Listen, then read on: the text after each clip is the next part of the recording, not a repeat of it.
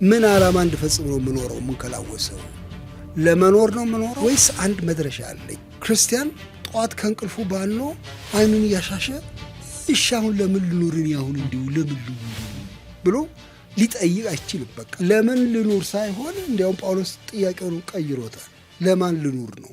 ጥሪ ምንድን ነው? አሁን ከመጽሐፍ ቅዱስ አንጻር ስናይ what is calling ከእግዚአብሔር ባህሪ ነው የሚመነጨው። የዓላማ ጥያቄ ማለት ነው። እግዚአብሔርን ያለመደ ሰዎች ጥሪውንማ በጣም ይርቅብናል። ከራስ ሕይወትስ በላይ ነው ወይ? እዚህ በኩል ያለው መንፈሳዊ ነው፣ የእግዚአብሔር ነው። ወዲህ በኩል ያለው ምድራዊ ነው፣ የኔ ነው። ሕይወትን መሰንጠቅ እቺ ስንጣቄ ልክ ናት። መታዘዝ ያለው ሚና ምን አይነት ነው? የእርካታ መስካችን ሲበላሽብን ነው ጭንቅ ውስጥ ነው። የሚያረካኝ ገንዘቡ ነው ካል ሹመቱ ነው ካል ያኔ መከራ ውስጥ እንገባለን። እንዴት ነው መስማት የምንችለው? ዲዛይንመንት እንዴት ነው? አንዳንዴ እንሳሳታለን። መሳሳትን ተቀብሎ እንደገና መነሳትና ማዳመጥ መስሎ የነበር የጌታ ግን አይደለም የራሴ ፍላጎት ነው ብሎ ማለት ጥሩ ብሎ ማለት በጣም ጥሩ እኮ ነው።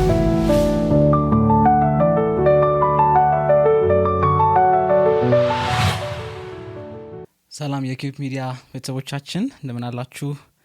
የኪዩብ ፖድካስት ጀምሯል። እንግዲህ በየ15 ቀኑ ወደ እናንተ የተለያዩ እንግዶችን እየጋበዝን በተለያዩ ሀሳቦች ዙሪያ እየተወያየ እንደሆነ ታውቃላችሁ፣ የተጠቀማችሁ እንደሆነ እናምናለን። ዛሬ ደግሞ ወደ እናንተ አንድ ትልቅ እንግዳ ይዤ መጥቻለሁኝ።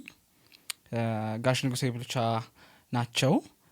ዛሬ ከእሳቸው ጋር የተለያዩ ሀሳቦችን እናነሳለን። በዋናነት ግን ህይወት ጥሪት ወይስ መስዋዕት በሚል እንዴት ነው ህይወታችንን ልኖር የሚገባው፣ እንዴት ነው መስዋዕታዊ በሆነ መንገድ ለእግዚአብሔር በጌታ ፊት መኖር የምንችለው፣ ለእግዚአብሔር መኖር የምንችለው የሚል ሀሳብ ነው የምናነሳው። እንግዲህ አንቱታ ክብደትን፣ አንተ ደግሞ ወዳጅነትን ያመለክታል ተብያለሁ። ስለዚህ ካለንም ጥሩ ትውውቅ የተነሳ አንተ እንድል ተፈቅዶልኛል። እናንተም እሱን ከግብ በማስገባት ሀሳባችንን ውይይታችን ላይ እንድታተኩሩ ጠይቃችኋለሁ። ጋሽ ንጉሴ እንኳን ደህና መጣ። እንኳን ደህና ቆያችሁ። ደስ ብሎኛል ደግሞ ስለተገናኘን። ስለ ጥሪት ወይም ስለ መስዋዕት ህይወትን ነው ልንድናወራ ያሰብኩትኝ። ይህን ሀሳብ ያገኘሁት ካንተው ነው። እኛ ቤተ ክርስቲያን ፊልጵስዩስን ስታስተምር አንድ 4 ሳምንት ወስደህ እነሆ ደስታችን በሚል ትዝ ካለህ ልክ ነው ፊልጵስዩስን ተምረን ነበርና ምዕራፍ ገና ኢንትሮዳክሽን ምዕራፍ 1ን ጀምረን ኢንትሮዳክሽን ስናይ እንደውም ጉባኤ ውስጥ ጽሁፍ ክህሎቱ ያላችሁ መጽሐፍ ጻፉበት እስኪ ብለህ ይሄን ጉዳይ አነሳ እና ህይወት ጥሪት ነው ወይስ መስዋዕት ነው ብለህ ጀመርክና አስተማርከን። ዛሬም በዛ ላይ እንድንው መጽሐፍ ባልጽፍ እንኳን ትንሽ እንወያይበት ብዬ ነው። ስለ ጥሪ እናወራለን። በጌታ ፊት ስለመኖር ለጌታ ስለመኖር ነው የምናወራው። ግን ትንሽ ስለአንተ አንድ ነገር ብቻ ማወቅ ፈልጌ ነበረ። በምን አወክ አገልጋይ እንደሆንክ? መቼ ነው ያወቅከው? እንዴት ተሳወክ? ቅድም ስጠይቀኝ አውቄው ይሆን እንዳልኩ ሁሉ እኔም ራሴን መጠየቅ መመርመር አለብኝ። ግን አንድ በጣም ግልጥ የሆነ ነገር ይሄ እንዲያው በአንድ ጊዜ ፍንትው ብሎ የገባ አይነት እውቀት ላይሆን ይችላል። ለእኔ አብዛኛው ነገር በጣም ሂደታዊ እንደሆነ ነው የማስበው። ራሱ የዳንኩበትን ማዳዳን ወደ ጌታ ኢየሱስ የመጣሁበትን መንገድ የአንድ አፍታ ጉዳይ አይደለም። ቀስ እያለ ግራጁዋል በሆነ መንገድ ነው ጌታን ያገኘሁት። የወንጌል ቃል ሰማሁኝ፣ የወንጌል ቃል ሳበኝ። በጣም ጥያቄዎች ብዙ ነበሩ። ጥያቄዎችን ሁሉ አዘነብኩኝ። ለእያንዳንዱ ጥያቄ መልስ ሳገኝ ከቅዱስ መጽሐፍ እንደገና ሌላ ጥያቄ ሲፈጠር ለሱ መልስ ሳገኝ ቀስ እያለ እየተሳብኩኝ ሰመጥኩኝ። ልክ እንደው ምንድነው እሱ ይሄ ስሎፑ ቀስ እያለ የሚወርድ ወደ ባህር የሚገባ አይነት የባህር ዳርቻ እንደሱ ባለ መንገድ ነው የሰመጥኩት። እና የአገልግሎትም የጥሪም ጉዳይ እንደዚያ ነው። ልክ በዚህ ቀን ጀመርኩኝ ብለው ነገር የለኝም። ልክ በዚህ ቀን ዳንኩኝ እንደማልለው ሁሉ በዚህ ቀን ገባኝ፣ በቃ ጥሪ ይሄ እንደሆነ ገባኝ፣ አገልግሎት እንደሆነ ገባኝ የምልበት ቀን የለኝም። ልክ መድኃኒታችን ጌታ ኢየሱስ ክርስቶስን ካወቅኩኝ በኋላ እዚያ አብሬ ከነበርኳቸው ሰዎች ጋር ገና በወጣትነታችን የ14 የ15 ዓመት ልጆች ሆነን ማገልገል ለእኛ እንዲያው ልዩ ስራ ሆኖ አልነበረም ይገባን። አንዱ የህይወታችን ሂደት እንደሆነ ነው የገባን እና ዝም ብለን ገባንበት። መናገር ጀመርን፣ ስለ ጌታ መጸለይ ጀመርን፣ መዘመር ጀመርን። ቀጥታ ገባንበት እና በ15 በ16 ዓመት ወንጌል ስብከት ጀመርን። ስለዚህ ምንድን ነው የምለው ያለ እኔ በዚህ ቀን ነው የጀመርኩት፣ እንደዚህ ቀን ባለ መንገድ በእንትና በኩል ጥሪ ደርሶኝ በእንትን በኩል ተገልጦልኝ ምናምን እምለው አይደለም። እውነት ለመናገር የሰዎች ልምምድ ይለያያል በየራሱ። ግን እያደርግን ምን ገባኝ፣ ይሄ መስመር ይሄ አሁን ያለሁበት መስመር እግዚአብሔር የፈቀደው እንደሆነ በልቡናዬ ውስጥ ምልክቶች አገኘሁኝ። አንድም በትልቅ ደስታ ሞላኝ። ባገለገልኩ ቁጥር ስለ ጌታ በተናገርኩ ቁጥር ቅዱስ መጽሐፍን ባነሳሁ ቁጥር ከሰዎች ጋር በዚህ መንገድ በተገናኘሁ ቁጥር ደስታ እና እርካታ እየጨመረ መጣ። ስለዚህ አንድ የህይወት ምልክት ነው አልኩኝ። እንደ ዕዳ ሳይሆን እንደ ሸክም ሳይሆን እንደ አንድ የህይወት ደስታ ወሰድኩት። ሁለተኛ ነገር ደግሞ ለዚህ የሚሆን ግብአትም ቀስ በቀስ አገኘሁኝ። እግዚአብሔር ቅዱስ ቃሉ ስከፍት ሲያሳየኝ፣ እንድናገር ጥበብ ሲሰጠኝ፣ ይህንን ስደምር ለካ በዚህ መስመር እያሰማራኝ ነው ወደሚል መጣሁ። ግን በአብዛኛው ወደዚህ አይነት ግንዛቤ ደረስኩት በዩኒቨርሲቲ ትምህርት ቤት ሆኜ እዛ እየተማርኩኝ ወደ መጨረሻዎቹ ዓመታት ልጨርስ ስል ህይወቴ ከዚህ ውጭ ሊሆን እንደማይችል እየገባኝ መጣ። በጣም በግፊት ተሰማኝ በውስጤ ወደ ቃለ እግዚአብሔር የሚያደላ ልቡና እንዳለኝ፣ ይህን ደግሞ ለሰዎች የማቅረብም ጸጋ ደግሞ አብሮ እንዳለ ይህን መገንዘብ ጀመርኩኝ። ከዚያ ህይወቴ በዚህ መንገድ እንደሚቃኝ አየሁ።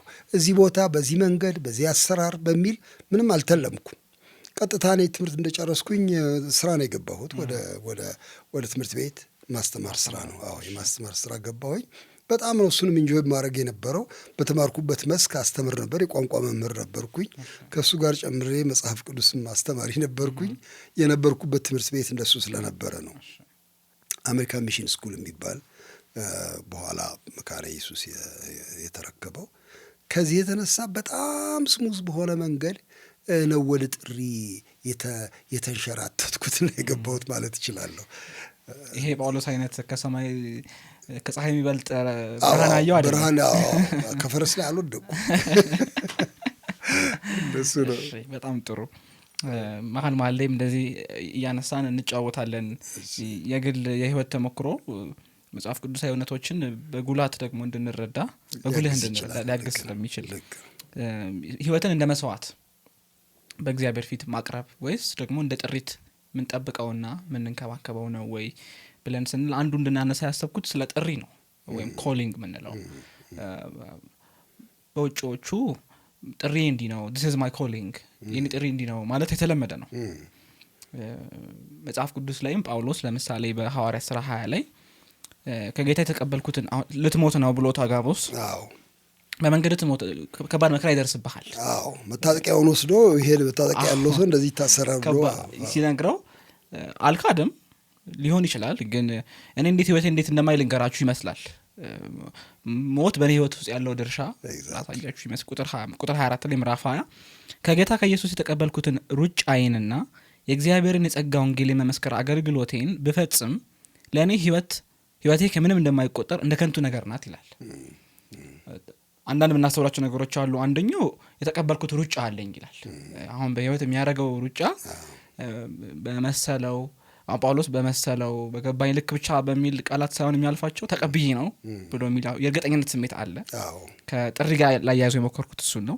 ከዛም በኋላ ደግሞ እኔ የምኖርበትን ዓላማ እንጂ መኖሬ በራሱ እንደምንም ነው፣ ህይወቴ ከምንም እንደማይቆጠር እንደ ከንቱ ነገር ነው ይላል። ጥሪ ምንድን ነው? አሁን ከመጽሐፍ ቅዱስ አንጻር ስናይ what is calling ጥሪ ምንድን ነው? ከራስ ህይወትስ በላይ ነው ወይ ጥሪ የሚለውን ትንሽ እስኪ በጠቅልሉኝና ከዛ ደግሞ ወደ ስፔሲፊክስ እየገባን እንሄዳለን። ልክ ነው። እንግዲህ ይህ አሁን ቅድም አንተ መነሻ ላይ ያነሳው ነገር አለ። ህይወት መስዋዕት ወይስ ጥሪት በሚለው ነው። ጥሪት የሚለው ቃሉን ሁላችንም እናውቀዋለን ብዬ ተስፋ አደርጋለሁ። ሀብት ማለት ነው። አሴት፣ ሀብት፣ የተቀመጠ ንብረት ማለት ነው ጥሪት። እና ህይወት ንብረት ነው ወይ? በፈለኩ ጊዜ እያወጣው ለፈለኩት ነገር የምመነዝረው ነው ወይ? በባንክ እንዳለ ሂሳብ ነው ወይ? ወይስ ደግሞ ለመስዋዕትነት የሚቀርብ ኦፈር የተደረገ መሰዊያው ላይ የፈሰሰ ነገር ነው ወይ የሚለውን ያገኘ ነው። ቅድም እንዳልከው ፊልጵስዩስ ምዕራፍ 2 ላይ ካለው ነው። በእናንተ አገልግሎት ተጨምሮ ሕይወቴ እንኳ ቢፈስ ደስ ይለኛል ብሎ ሐዋርያ ጳውሎስ የተናገረው ነው። እና እንዴት ነው ይሄ ሰው ሕይወቱን የሚያየው ብለን ስንል እንደ በኪሱ ውስጥ ደብቆ እንዳስቀመጠው ንብረት ሳይሆን ኤኒታይም ለእግዚአብሔር አገልግሎት ለእግዚአብሔር ክብር ሊፈስ የሚችል ፈሳሽ መስዋዕት አድርጎ እንዳየው ነው የተመለከት ነው። እና ትዝ ይልህ እንደሆነ እዚያ ላይ ምናልባት ከዚህ ጋር እንዲያያዝልን ይረዳል። የአንድ ሰው ግጥም ለማንበብ ሞክሬ ነበረ። አዎ በቃሌ ስላልያዝኩት እንደ ልቤ መናገር አልችልም። አቶ ሰይፉ መታፈሪያ የሚባሉ ገጣሚ ናቸው። እሳቸው ሕይወት እንደ ስኳር የሚል አንድ ግጥም ቆይቷል ከጻፉት አፈር ያነሳ ስጋ ላይ እና እዚያ መጽሐፍ ላይ ምን ይላል? ሰውየው በመዳፉ ስኳር ይልሳል፣ ሕይወትን እንደ ስኳር ይልሳታል የሚሉት ይልሳታል አቤት ስትጥም ይላሉ። እየላሰ ሲጨርሳት ምላሱ መዳፉን ሲነካው ማለቋ ታወቀው እና አፉን ደምደም አለው ይላሉ እሳቸው። የሕይወትን እጥረት ነው የሚያሳዩት። እና ምንድን ነው ሰውየው የያዘው በጣም ተንገብግቦ ሕይወት ጣፋጭ ናት ብሎ እሷን እያጣጣመ ነው የኖረው። ግን ደግሞ ውሱን ከመሆኗ የተነሳ አለቀችበትና ደነገጠ። እኛ እንደሱ ነን ወይ? ድንጋጤ ውስጥ የምንወድቅ ነን ወይ? ደምደም ይለናል ወይ? ወይስ ማለቁ ግቡን ከመታ በጣም ጥሩ ነው እንኳን አለቀ እንዲያውም እንዲያልቅ ሰዋዋለሁ የምንልን ወይ የሚል አስተሳሰብ ነው። ያ ነበር መነሻውና እሱን መነሻ ነው አንተ ያነሳው። ከዚህ ጋር እንግዲህ ጥሪ ታዲያ ምንድን ነው? አሁን ልንተዋት ነው ጥሪ ብቻ። ጥሪ ምንድን ነው? ኮሊንግ በእንግሊዝኛ አንዳንድ ጊዜ ቮኬሽንም ይሉታል አንዳንድ ሰዎች። ቮኬሽን አለው ወይ? አንዳንዱ ሰው እንደው የሚውልበት አለው ወይ? ልቡ ነው የሚያርፍበት? ይሄ ነው በቃ የኔ ዋና ስራ የመኖሬ ዋና ዓላማ ይሄ ነው የሚለው አለው ወይ የሚል ጥያቄ ማንሳት ጥሩ ይመስለኛል። እኔ ይሄ ዓላማ ጥያቄ የእግዚአብሔር ጥያቄ ነው ብዬ ነው የማስበው። ገና ሲፈጥረን በዘፈቀደ እንዳልሰራን ያስታውቃል። ምድርንም ሲፈጥራት አሁን ይሄ በጣም የምናየው ግዙፉን ዓለም እንኳን ዝም ብሎ እንደዚሁ እስቲ እንደው ይሄን ከዚህ ጋር ባጋጨው ምን ይመጣል አይነት እንደዚህ ዝም ብሎ በጨዋታ እንደዚሁ ሰማይ ምድር የሰራ ከዋክብት እዛ ጋ እስቲ ይብሩ እዚህ ጋር ደግሞ ውሃ እስቲ ምናምን አይነት አይደለም።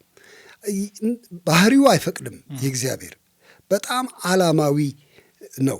በጣም ኢንቴንሽናል ነው ስራው።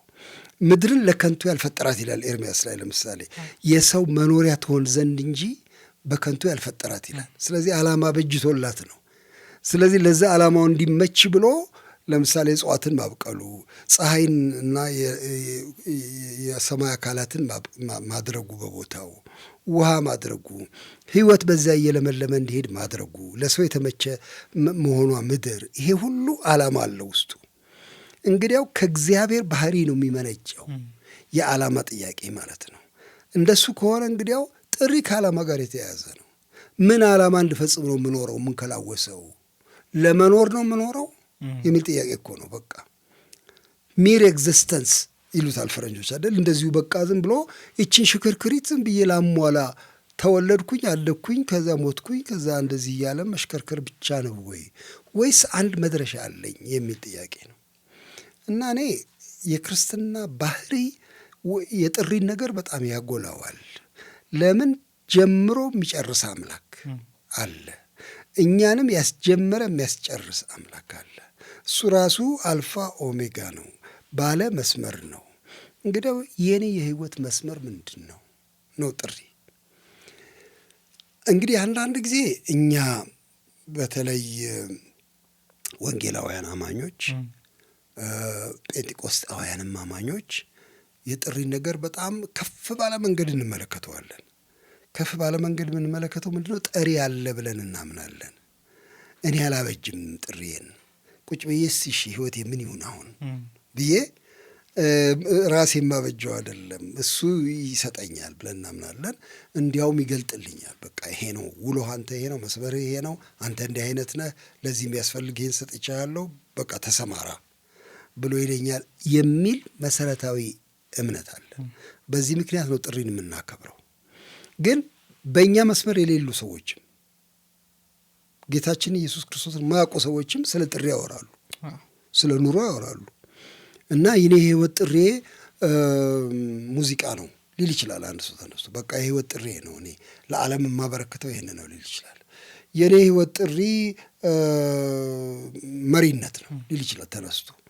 ስለዚህ ጥሪ የሰውን ሁለንተና ሰትሮ የሚይዝ ሌላውን የህይወት ቅኝቱን በሙሉ ወደ አንድ መስመር የሚያስገባለት የዓላማ መግለጫ ነው። እኔ እንደዚህ ነው ብዬ የማስበው። ስለዚህ ምንድን ነው ህይወታችንን በአንዱ ወገን ይዞ የሚተም ባቡር ማለት ነው። ይሄ ባቡር አለ ወይ? አንዳንድ ሰዎች ባቡሩ መኖሩንም አይፈልጉትም። እግሬን እንደፈቀደ ልሂድ፣ ጥሪ ምናምን አትበለኝ፣ እጅ ያገኘውን ልስራ፣ ከከሸፍኩ ከሆነልኝ ሆነልኝ፣ ደግሞ ይሄን ጀምሬ ያኛውንም ልቀጥል እችላለሁ የሚል ክፍት የሆነ አመለካከት ያላቸው አሉ። እነሱ ያው በቃ ያችን ሂደት ብቻ ነው የሚቀጥሏት፣ ዙረት ቅድም ያልኩትን። ግን አይ ቲንክ አሉ ሌሎች ሰዎች ደግሞ ህይወት ጥሪ ያላት መስመር አላት። ሁሉን ላደርግ አልችልም፣ እኔ ሁሉ ሰው አይደለሁም፣ አንድ ሰው ነኝ። ስለዚህ የቱ ነው የኔ ብለው መፈለጋቸው በጣም ተገቢ ነገር ነው ላለው እና እንዴት ነው ማቀው? እሺ መስመሬን እንዴት ልዋቅ ቢል አንድ ሰው ተነስቶ ማህበረሰብ የሰጠኝን ብቻ ተከትዬ ሄጄ፣ ለምሳሌ ትምህርት ቤት ግባ ይሉኛል ወላጆች፣ ገባውሽ። ጨርስ ይሉኛል፣ ጨረስኩሽ። የሚቀጥለው ደረጃ ግባ ይሉኛል፣ ገባውሽ። ከዛ ምን በቃ እንጀራ መብላት አለብህ እንግዲህ ደሞዝ የሚያመጣ ስራ ውስጥ ግባ ይሉኛል። ይሄ እንግዲህ ማህበረሰብ የቀነበበው የኑሮ አካሄድ ነው። እሱ ገዢ ሊሆን ይገባል ብዬ እኔ አላምንም። ለጤናችን መከተል አለብን እሱ መስመር። ሆኖም ግን በዚያ ውስጥ ግን የእኔን ፓርቲኩላር የሆነ መስመር አገኛለሁ ወይ? ምንድን ነው እሱ? ህይወቴ ዋጋ አላት ወይ? እሱ በጣም አስፈላጊ ነው። ቅድም አንተ ስትናገር እንደ ከንቱ ነገር እቆጥራለሁ አለ ሐዋርያው ጳውሎስና እሱ ትንሽ የሚያጋጭ ነገር ያለው ይመስላል። ህይወት ከንቱ ናት ማለት ነው። እሺ እንጀራ በልቶ መኖር ከንቱ ነው። ድንኳን ሰፍቶ መኖር ከንቱ ነው። እሺ አናጢ ሆኜ ቤት ገንብቼ ብኖር ከንቱ ነው። ይሄ ከንቱ ነው ይለዋል። ከወንጌል አንጻር እንዴት ነው ከንቱ የሚለው የሚል ጥያቄ ይነሳል። እኔ እንግዲህ ያው በተነጻጻሪ ነው እንደዚህ የሚለው። ለጳውሎስ ህይወት ምልአት የሚያገኘው ጥሪው ሲያከናውን ነው። ያ ጥሪ ባልተከናወነበት ህይወት ግቡን አልመታም። መኖር በራሱ ግብ አይደለም። መኖር ዝም ብሎ ግብ አይደለም። ለጳውሎስ በጣም በማያሻማ መንገድ የእግዚአብሔርን ጸጋ ወንጌል መመስከር ጥሪ እንደሆነ አምኗል። በቃ ይሄ ነው ክርስቶስ ህይወቴ ነው አለ። እሱ ማስተዋወቅ ነው ጥሪ ያለ። ከዚያ ውጪ ብኖር የከሰረ ህይወት ነው መኖረው። ስለዚህ ነው ከንቱ የሚለው እንጂ ህይወትን ራሱን ከንቱ ብሎ መሰረዙ አይደለም።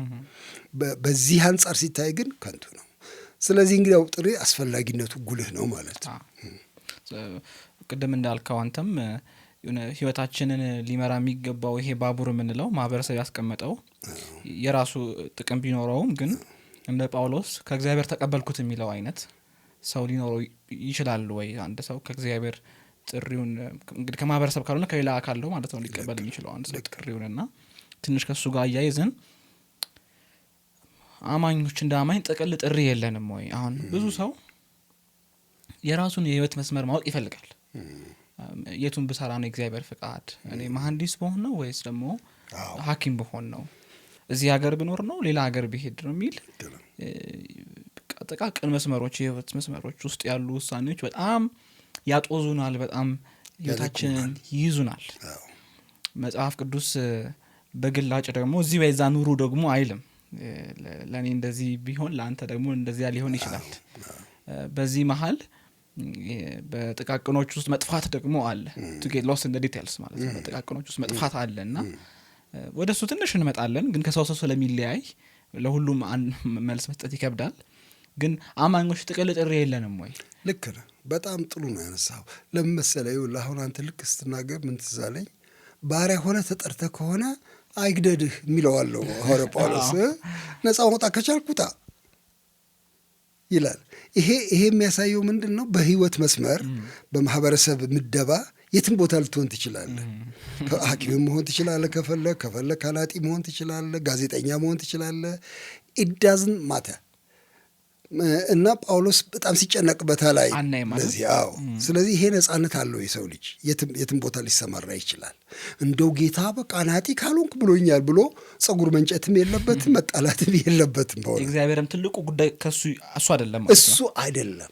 በቃ እጁን ያሰለጠነለት ሰው አናጢ ይሆናል፣ ጥሩ አናጢ ይሆናል፣ ይቀበቅባል፣ ምስማሩን አይስትም። እንደኔ አይነት ደግሞ ዱልዱም እጅ ያለው ሰው እንኳን ቢመኝም አይሆንም። ስለዚህ እሱን ወደ ጎን ማድረግ ጥሩ ነው ብዬ እላለሁ። እግዚአብሔር ለሰው ልዩ ልዩ ችሎታ ሰጥተዋል፣ ልዩ ልዩ ፍላጎትም ሰጥተዋል። ኒድም ደግሞ አለ በዙሪያችን። አንዳንዴ ኒዱ ነው ወይም አስፈልጎቱ ነው የሚመራን። ጉድጓድ ቆፋሪ በሌለበት ቦታ ሁላችንም ቆፋሪዎች እንሆናለን። እንደሱ ይሆናል። እሱን ትቶ አሁን ከሱ ለየት ባለ መንገድ ነው ፈቀቅ የሚለው። አሁን አይተኸው እንደው እዛ ላይ ባሪያ ሆነ ተጠርተህ እንደሆነ አይግደድህ፣ በክርስቶስ ነፃ ነህ ይላል። አየህ፣ ነፃ ሆነህም ከሆነ የክርስቶስ ባሪያ ነህ ይልና ያመጣዋል። ስለዚህ ማዕከል አለ፣ ሌላ ማዕከል ክርስቶስ የሚባል ህይወትን የምናይበት ማዕከል አለ እና በሱ መነጽር እንያዝ። ሐኪምነትን በሱ መነጽር እንየው፣ የቤት እመቤትነትን በሱ መነጽር እንየው የሚል ትልቅ ዓላማ ነው የሰጠን፣ ትልቅ መነጽር ነው የሰጠን ብዬ ነው ምለው ያለ እና ምንድን ነው ታዲያ በጥቅል ሁላችን ያለን ዓላማ ምንድን ነው? ጥሪ ያለን ወይ? እንደ ክርስቲያን ማህበረሰብ እንደ ክርስቶስ ተከታዮች ካለ ቁርጥ ያለ ጥሪ ያለን፣ ምንም ጥያቄ የለው። እኔ በጣም የሚቀናኝ ብዙ ጊዜ ሐዋርያው ጳውሎስ ሁለተኛ ቆሮንቶስ ምዕራፍ 5 ላይ የጻፈው ነው። በጣም ትልቅ ማኒፌስቶ ብዬ የማስበው ለክርስቲያኑ ማህበረሰብ እዚያ ላይ የክርስቶስ ፍቅር ግድ ይለናልና የሚለውን ታስታውሰዋል። አንዱ ስለ ሁሉ ሞተ፣ እንግዲያስ ሁሉ ሞቱ ብሎ በፕሉራል ነው የሚናገረው። ሁላችንን በሚመለክ ሁሉ ሞቱ፣ ለራሳቸው እንዳይኖሩ ወደፊት ለራሳቸው እንዳይኖሩ፣ ነገር ግን ለሞተላቸውና ለተነሳላቸው ለእርሱ እንዲኖሩ ስለ ሁሉ ሞተ ይላል። እንግዲያው ክርስቲያን ጠዋት ከእንቅልፉ ባኖ አይኑን እያሻሸ እሺ አሁን ለምን ልኑርን ያሁን እንዲሁ ለምን ልኑርን ብሎ ሊጠይቅ አይችልም። በቃ ተመድቦለታል፣ ምንም ጥያቄ የለው። እንዲያውም ትናንትና እሱን ሳሰላስል የሚገርምህ ለምን ልኑር ሳይሆን እንዲያውም ጳውሎስ ጥያቄውን ቀይሮታል። ለማን ልኑር ነው ዋናው ጥያቄ፣ ለማን ልኑር ነው። እሱንም መለሰው እዚያው ለሞተልን ለተነሳልን ለሱ እንድንኖር ብሎ ካለ ይሄ አሁን በዚህ በፖስት ሞደርን ኮንሰፕት ሜታ ናሬቲቭ የሚሉት ነገር አለ። ምን ማለት ነው? አብዩ ትራኬ፣ ትልቁ ትራኬ ምንድን ነው? እሱ ምንድን ነው በአጠቃላይ ህይወትን የሚቃኘው? እነሱ የለም ነው የሚሉት። አሁን ድህረ ዘመናውያን የለም፣ እንደዚህ አይነት ሜታ ናሬቲቭ የለም። ሁሉም በየፊናው ጥቃቅን ታሪኮች፣ የራስ ትርክት አለ፣ የእኔ ትርክት አለኝ፣ የእነንትና አላቸው፣ በየራሱ የራሱ እውነት ነው እንጂ ጠቅላይ የሆነ ትረካ የለም ነው። ግን ጳውሎስ ጠቅላይ ትረካ ነው የሚሰጠን። በቃ ለሞተን ለተነሳልን ነው የምንኖረው። ይሄ የሁሉንም የሚይዝ ነው። ስለዚህ ክርስቲያን ማህበረሰብ ለማልኑር ብሎ ወዲያው መልስ አግኝቷል። ከዚያ ግን ይሄ ለክርስቶስ መኖር የሚባል አናጢ ሆኖም ሐኪምም ሆኖ ወንጌላዊም ሆኖ ይኖራል። መተርጎም ያለበት ምንድን ነው ለክርስቶስ መኖር የሚለው ነው እንጂ ለሁሉም ሰው የቀረበ ጥያቄ ነው። ሌላ አንድ ልጨምርና ጴጥሮስ ደግሞ የሚለው አለ። እናንተ ግን ከጨለማ ወደሚደነቅ ብርሃኑ የጠራችሁን የእርሱን በጎነት እንድትነግሩ የተመረጠ ትውልድ ካለ በጣም ቁርጥ ያለ የህይወት መስመር የተልእኮ መንገድ አሳይቶናል። ቅዱስ ካህን ብሎም ካህን ያደርገናል፣ ቅዱስ ህዝብ ያደርገናል እና ተናጋሪዎች ያደርገናል። በጎነት የእግዚአብሔርን ቸርነት የምናውጅ ሰዎች ያደርገናል። በሆነው መንገድ ሁሉ የቃል ብቻ አይደለም፣ በሆነው መንገድ ሁሉ እናሳያለን የእግዚአብሔርን በጎነት ማለት ነው። ይሄ በጣም መሰረታዊ ይመስለኛል። ለክርስቶስ መኖር፣ ክርስቶስን ወክሎ መኖር በኋላ ትንሽ ምን ይመስላል የሚለውን ብናይም ግን አማኝ ጥሪ ያለው ማለት ነው። ልክ ነው። አማኝ ሁሉ ጥሪ ያለው። ደስ ብሎኛል። አናጢም መሆን ሐኪም መሆን እንደው በጣም ትልቅ ጉዳዩ አይደለም። እግዚአብሔር በዛ ውስጥ ግዳይ ለውም ሳይሆን አይመራምም አይደለም ያለው፣ ግን ከሱ የላቀ ሌላ ጉዳይ ሰጥቶናል። ትልቅ የቤት ስራ ሰጥቶናል። ምን መሰለህ እንዲያውም አንድ እንደው ያብራራል ብዬ የማስበው ይኸውልህ አሁን እዚህ ከተማ እዚያ እኛ አዲስ አበባ ውስጥ አይደለ ያለ ነው። አሁን ተነስተህ እንደው አንዱ ሜዳ አገኘሁ ብለህ እንዲሁ በቃ ነው እስቲ የሚያምር ቤት ሸላይ ቤት ሰራለሁ ብለህ ተነስተህ አንተ ብትቀበቅብ ማንም አይፈቅድልህም። ዝም ብለህ ልትሰራ አትችልም። በጣም ብዙ ፕሮሰስ አለው ታውቀዋለህ። ያንተ ነው ወይ መሬቱ ማን ሰጠ በምንድን ነው ያገኘኸው ትባላለህ።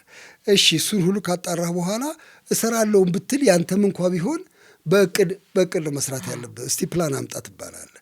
ፕላንህንም ብታመጣ ፕላኑ ከማስተር ፕላን ጋር ይዛመዳሉ ትባላለህ። አብይ እቅድ አለ፣ የከተማው አብይ እቅድ ወይም ማስተር ፕላን። በዚያ መሰረት ነው ያንተ አንድ ዲቴይል ነው፣ አንድ ትንሽ ቤት ከሚሊዮን ቤቶች መካከል። ስለዚህ በዚያ ማስተር ፕላን ውስጥ ነው የሚገባው። አናጢነት እንግዲህ ያቺ ትንሽ ነገር ናት፣ ወይም ሐኪምነት ቅድም ያልነው አንድ ትንሽ ናት። እሷ በማስተር ፕላኑ ስር ነው የምትገባ። ያችን ማስተር ፕላን ግን ሰጥቶናል።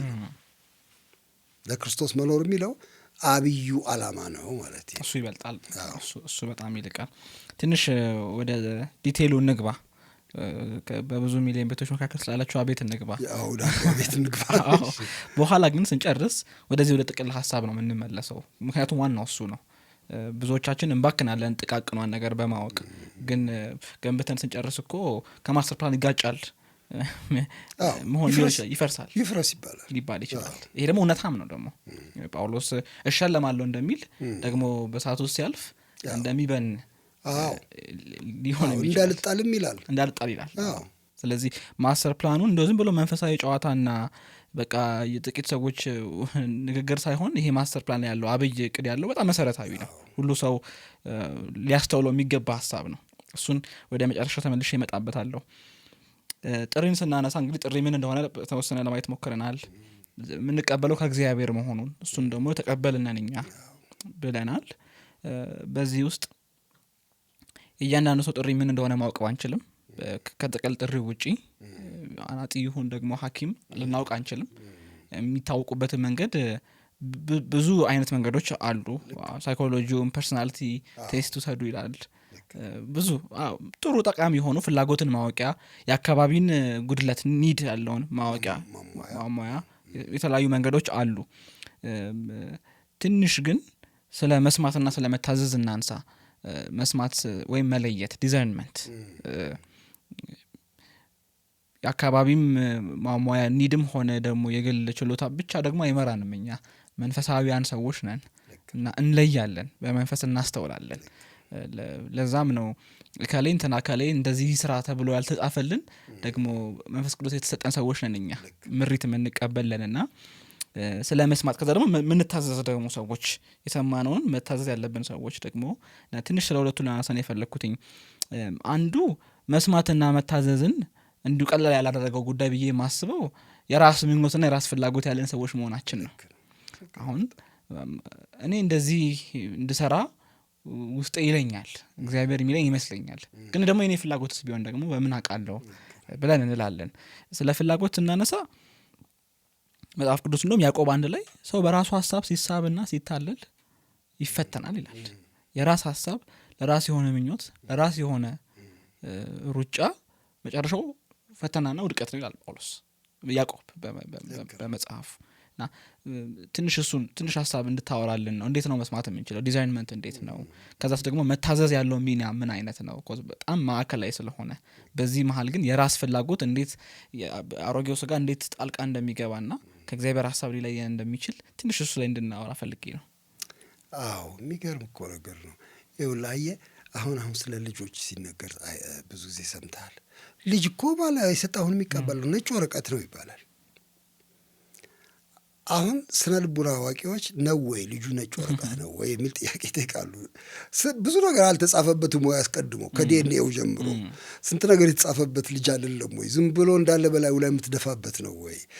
ሲቀበልስ ካለው ነገር ጋር አገናዝቦ አይደለም ወይ የሚቀበል? ባደግኩ ቁጥር ደግሞ ንጣቱ እየወየበ ይሄዳል። የወረቀቱ በጣም ብዙ ነገር ነው የሚጫንብን። የማህበረሰብ ያደግንበት ባህል፣ ቤተሰባችን፣ ባዮሎጂካልም ጭምር ሁሉ ተደራርቦ ባዶ አይደለሁም እኔ። መስማትን ከባድ የሚያደርገው ባዶ አይደለሁም። ብዙ ድምፅ ባለበት ነው ኩልል ብሎ እንዲመጣ የምፈልገው ያ ድምፅ። ከዚህ የተነሳ ከባድ ነው መስማት ራሱ። በጌታ በኢየሱስ ክርስቶስ ያመንኩ ሆኜም በመንፈስ ቅዱስም የተሞላ ሆኜም እንኳን ማዳመጥ ቀላል አይደለም። ስለዚህ ነው እግዚአብሔር ደጋግሞ ስሙኝ የሚል ስሙኝ፣ ስሙት የሚሉ ቃላት ያሉት ሁልጊዜ ስለማንሰማ ነው። ደግሞ ይኸውልህ ያለንበት ክልልም እኮ ይለያያል። አሁን እኛ ያለንበት ስፊር የስጋ ነው። በፊዚካል በሆነ ዓለም ውስጥ ነው የምንኖረው። እሱ ራሱን የቻለ አንድ ድምፅ ነው። ይሄ በመንፈሳዊ ዓለም ውስጥ ደግሞ ያለ ሌላ አለ። ስለዚህ ነው እኮ ጌታ ኢየሱስ መንፈስ ለአብያተ ክርስቲያናት የሚናገረውን ጆሮ ያለው ይስማ የሚለው። በጣም ብዙ ድምፅ ባለበት ዓለም ይሄኛውን ለዩ ነው። ልየታ ቅድም አንተ ያልከው የዲሰርንመንት ጉዳይ በጣም መንፈሳዊ ኤክሰርሳይዝ ነው። የበሳሎችም አይደል? የበሳሎች መንገድ ነው።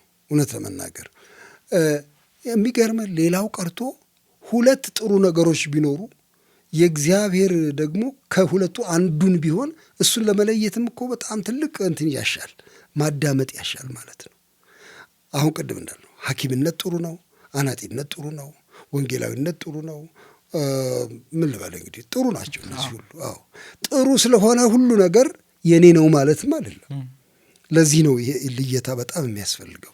እሱ እንግዲህ ኤክሰርሳይስ ነው ብዬ የማስበው የለመደ ልቡና ያላቸው የሚላለ መጽሐፍ ቅዱስ ላይ።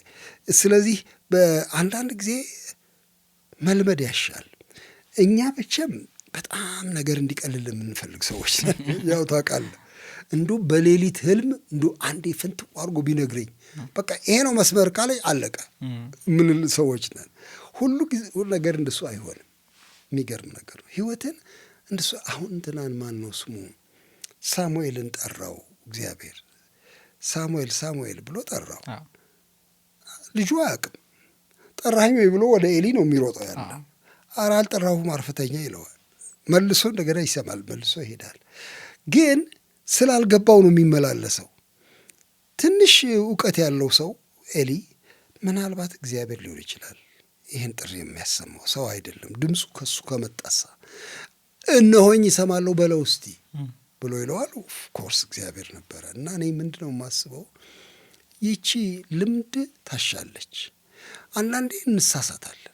መሳሳትንም ተቀብሎ እንደገና መነሳትና ማዳመጥ መስሎኝ ነበር የጌታ ግን አይደለም፣ የራሴ ፍላጎት ነው ብሎ ማለት በጣም ጥሩ እኮ ነው። ምንም ነገር አይደለም። ደግሞ እኛ የወጣልን ፍጡራን አይደለም በፍጹም። እና በብዙ መንገድ ልንሳሳት እንችላለን።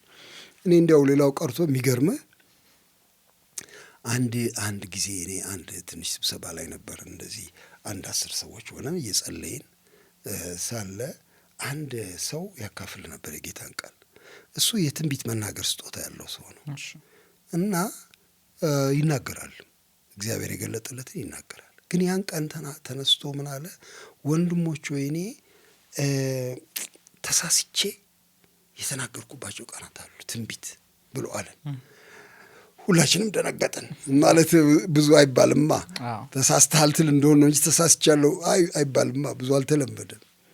በኋላ እሱ ጨረሰና ለምሳ ቁጭ እንዳልን ጠጋልኩና ቅድም ተሳስቻለሁ፣ ተሳስቼ ትንቢት ተናገርኩ የምትለው ነገር ምን ማለት ነው አልኩት። በኋላ ወንድም ሙሴ 1-3 ጊዜ እንደዚህ ተሳስቻለሁ አለ። እንዴት አልኩት።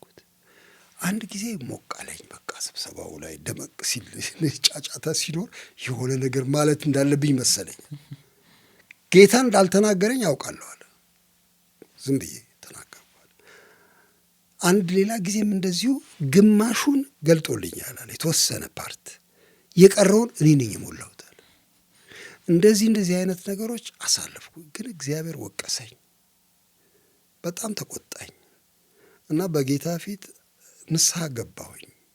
ምክንያቱም በስሙ ነዋ የምናገረው። ስለዚህ ሁለተኛ እንደሱ እንዳላደርግ እፈራለሁኝ አለኝ። በጣም ደስ አለኝ። በጣም መንፈሳዊ የምትለውም ነገር እንኳን እንደዚህ ባለ ነገር ሊያሟልጨን ይችላል። ለዚህ መሰናዳት አለብን። እንደው አጥርቻ አውቄያለሁ በሚለው መስመር ማለት ነው። ግን ይሄ እግዚአብሔር በልባችን የእንግሊዝኛ ቃል መጠቀሚያ ነው እንግዲህ ማረጋገጫ ኮንፈርሜሽን እየደጋገመ ሲልክልን ልባችን እየተረጋጋ በእምነት መራመድ እንጀምራለን እና እንደሱ ይመስለኛል። እኔ እንግዲህ መለያ መንገዶችን ሁሉ ቅድም አንተ የጠቀስካቸውን ሁሉ ማሰብ፣ ወንድሞችን ማማከር፣ ይሄንን ሰምቼዋለሁ በውስጥ ይሰማኛል የምንለውን መለየት ይገባናል። ቅድም ያልከው ግን ጣልቃ ገብነት፣ የሰው ፈቃድ ጣልቃ ገብነት ግን መኖሩ አይካድም። ምክንያቱም ፍላጎት አለዋ። አሁን ትንሽ ልጆችን ይጠይቁ የለ ገና ተማሪዎችን ምን መሆን ትፈልጋለህ ስታድግ ምናምን፣ እኔም በቃ አውሮፕላን ማብረር ነው ይላል አብዛኛው ወንድ። እንደሱ ነው የሚለው። ወይ ሐኪም መሆን ነው የምፈልገው ይላል፣ ወይ ፖሊስ መሆን ነው የምፈልገው ይላል። የሆነውን ይቺ ምኞት ከሚያዩዋት ከሚሰሟት ነገር የመነጨች ናት።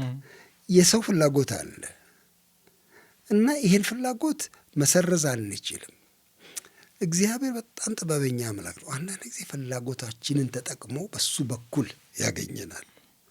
አንዳንድ ጊዜ ፍላጎታችንን ይገታና ሌላ ከፍ ያለ ነገር እንድንፈልግ ያደርገናል። በመካከል ትንሽ ትግሎች ይፈጠራሉ። እቺን ማፍቀድ ግድ ነው። ቀላል ናት ብዬ እኔ ማሞኘት አልፈልግም። ብዙ መፋተጎች ይኖራሉ። ግን በኋላ ወደ እግዚአብሔር ፈቃድ ስንሄድ እርካታ እና እረፍት እናገኛለን። ስለዚህ እኔ ለዚህ መሰናዳት ጥሩ ነው ባይነኝ። እንደሌለሁ መቁጠር የለብኝም።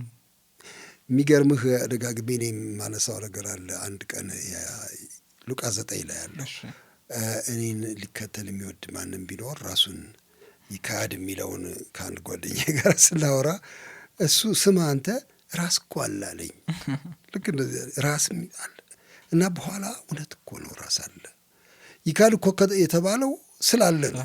አዎ እቃዎች እኮ አይደለንም እኛ ባለ ራሶች ነን እና ከዛ ራስ ጋር ነው ግቡ።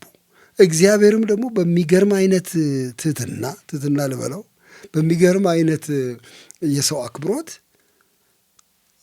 ግብዣውን ያቀርብልናል እንጂ አይነጥቀንም፣ አይሰርዘንም። አይገርምም? አምጣ ራስክን በሚል ራሴን አይነጥቅም። ይልቅ እንድክድ ይጠይቀኛል በፈቃድ እንከተለው ከፈለግኩኝ። ስለዚህ ያቺ ራስ ትሟገታለች ልልህ ነው። ፍላጎት አላት፣ ብዙ ነገር አላት ውስጧ። ስለዚህ እሷ ላይ እንግዲህ ከብስለት ጋር ከክርስቲያናዊ ብስለት ጋር የተያያዘ ነው። በክርስቲያናዊ ብስለት ራሱ እኮ የሚለው ቃል እውነት ለመናገር እንደ ወዲያ ወዲህ ተሯሯጥኩ እንጂ ብስለት የሚለው እኮ ራሱ ቃሉ አሁን አንተ ድስት ጥደህ ታውቃለህ? ድንች አብስለህ ከሆነ እኔ ድንች ወዳጅ ነኝ፣ ወይም እንቁላልም ቢሆን አብስለህ እንደሆነ እንደ ጣድከው አይበስልም። ትንሽ ጊዜ እኮ ይፈልጋል።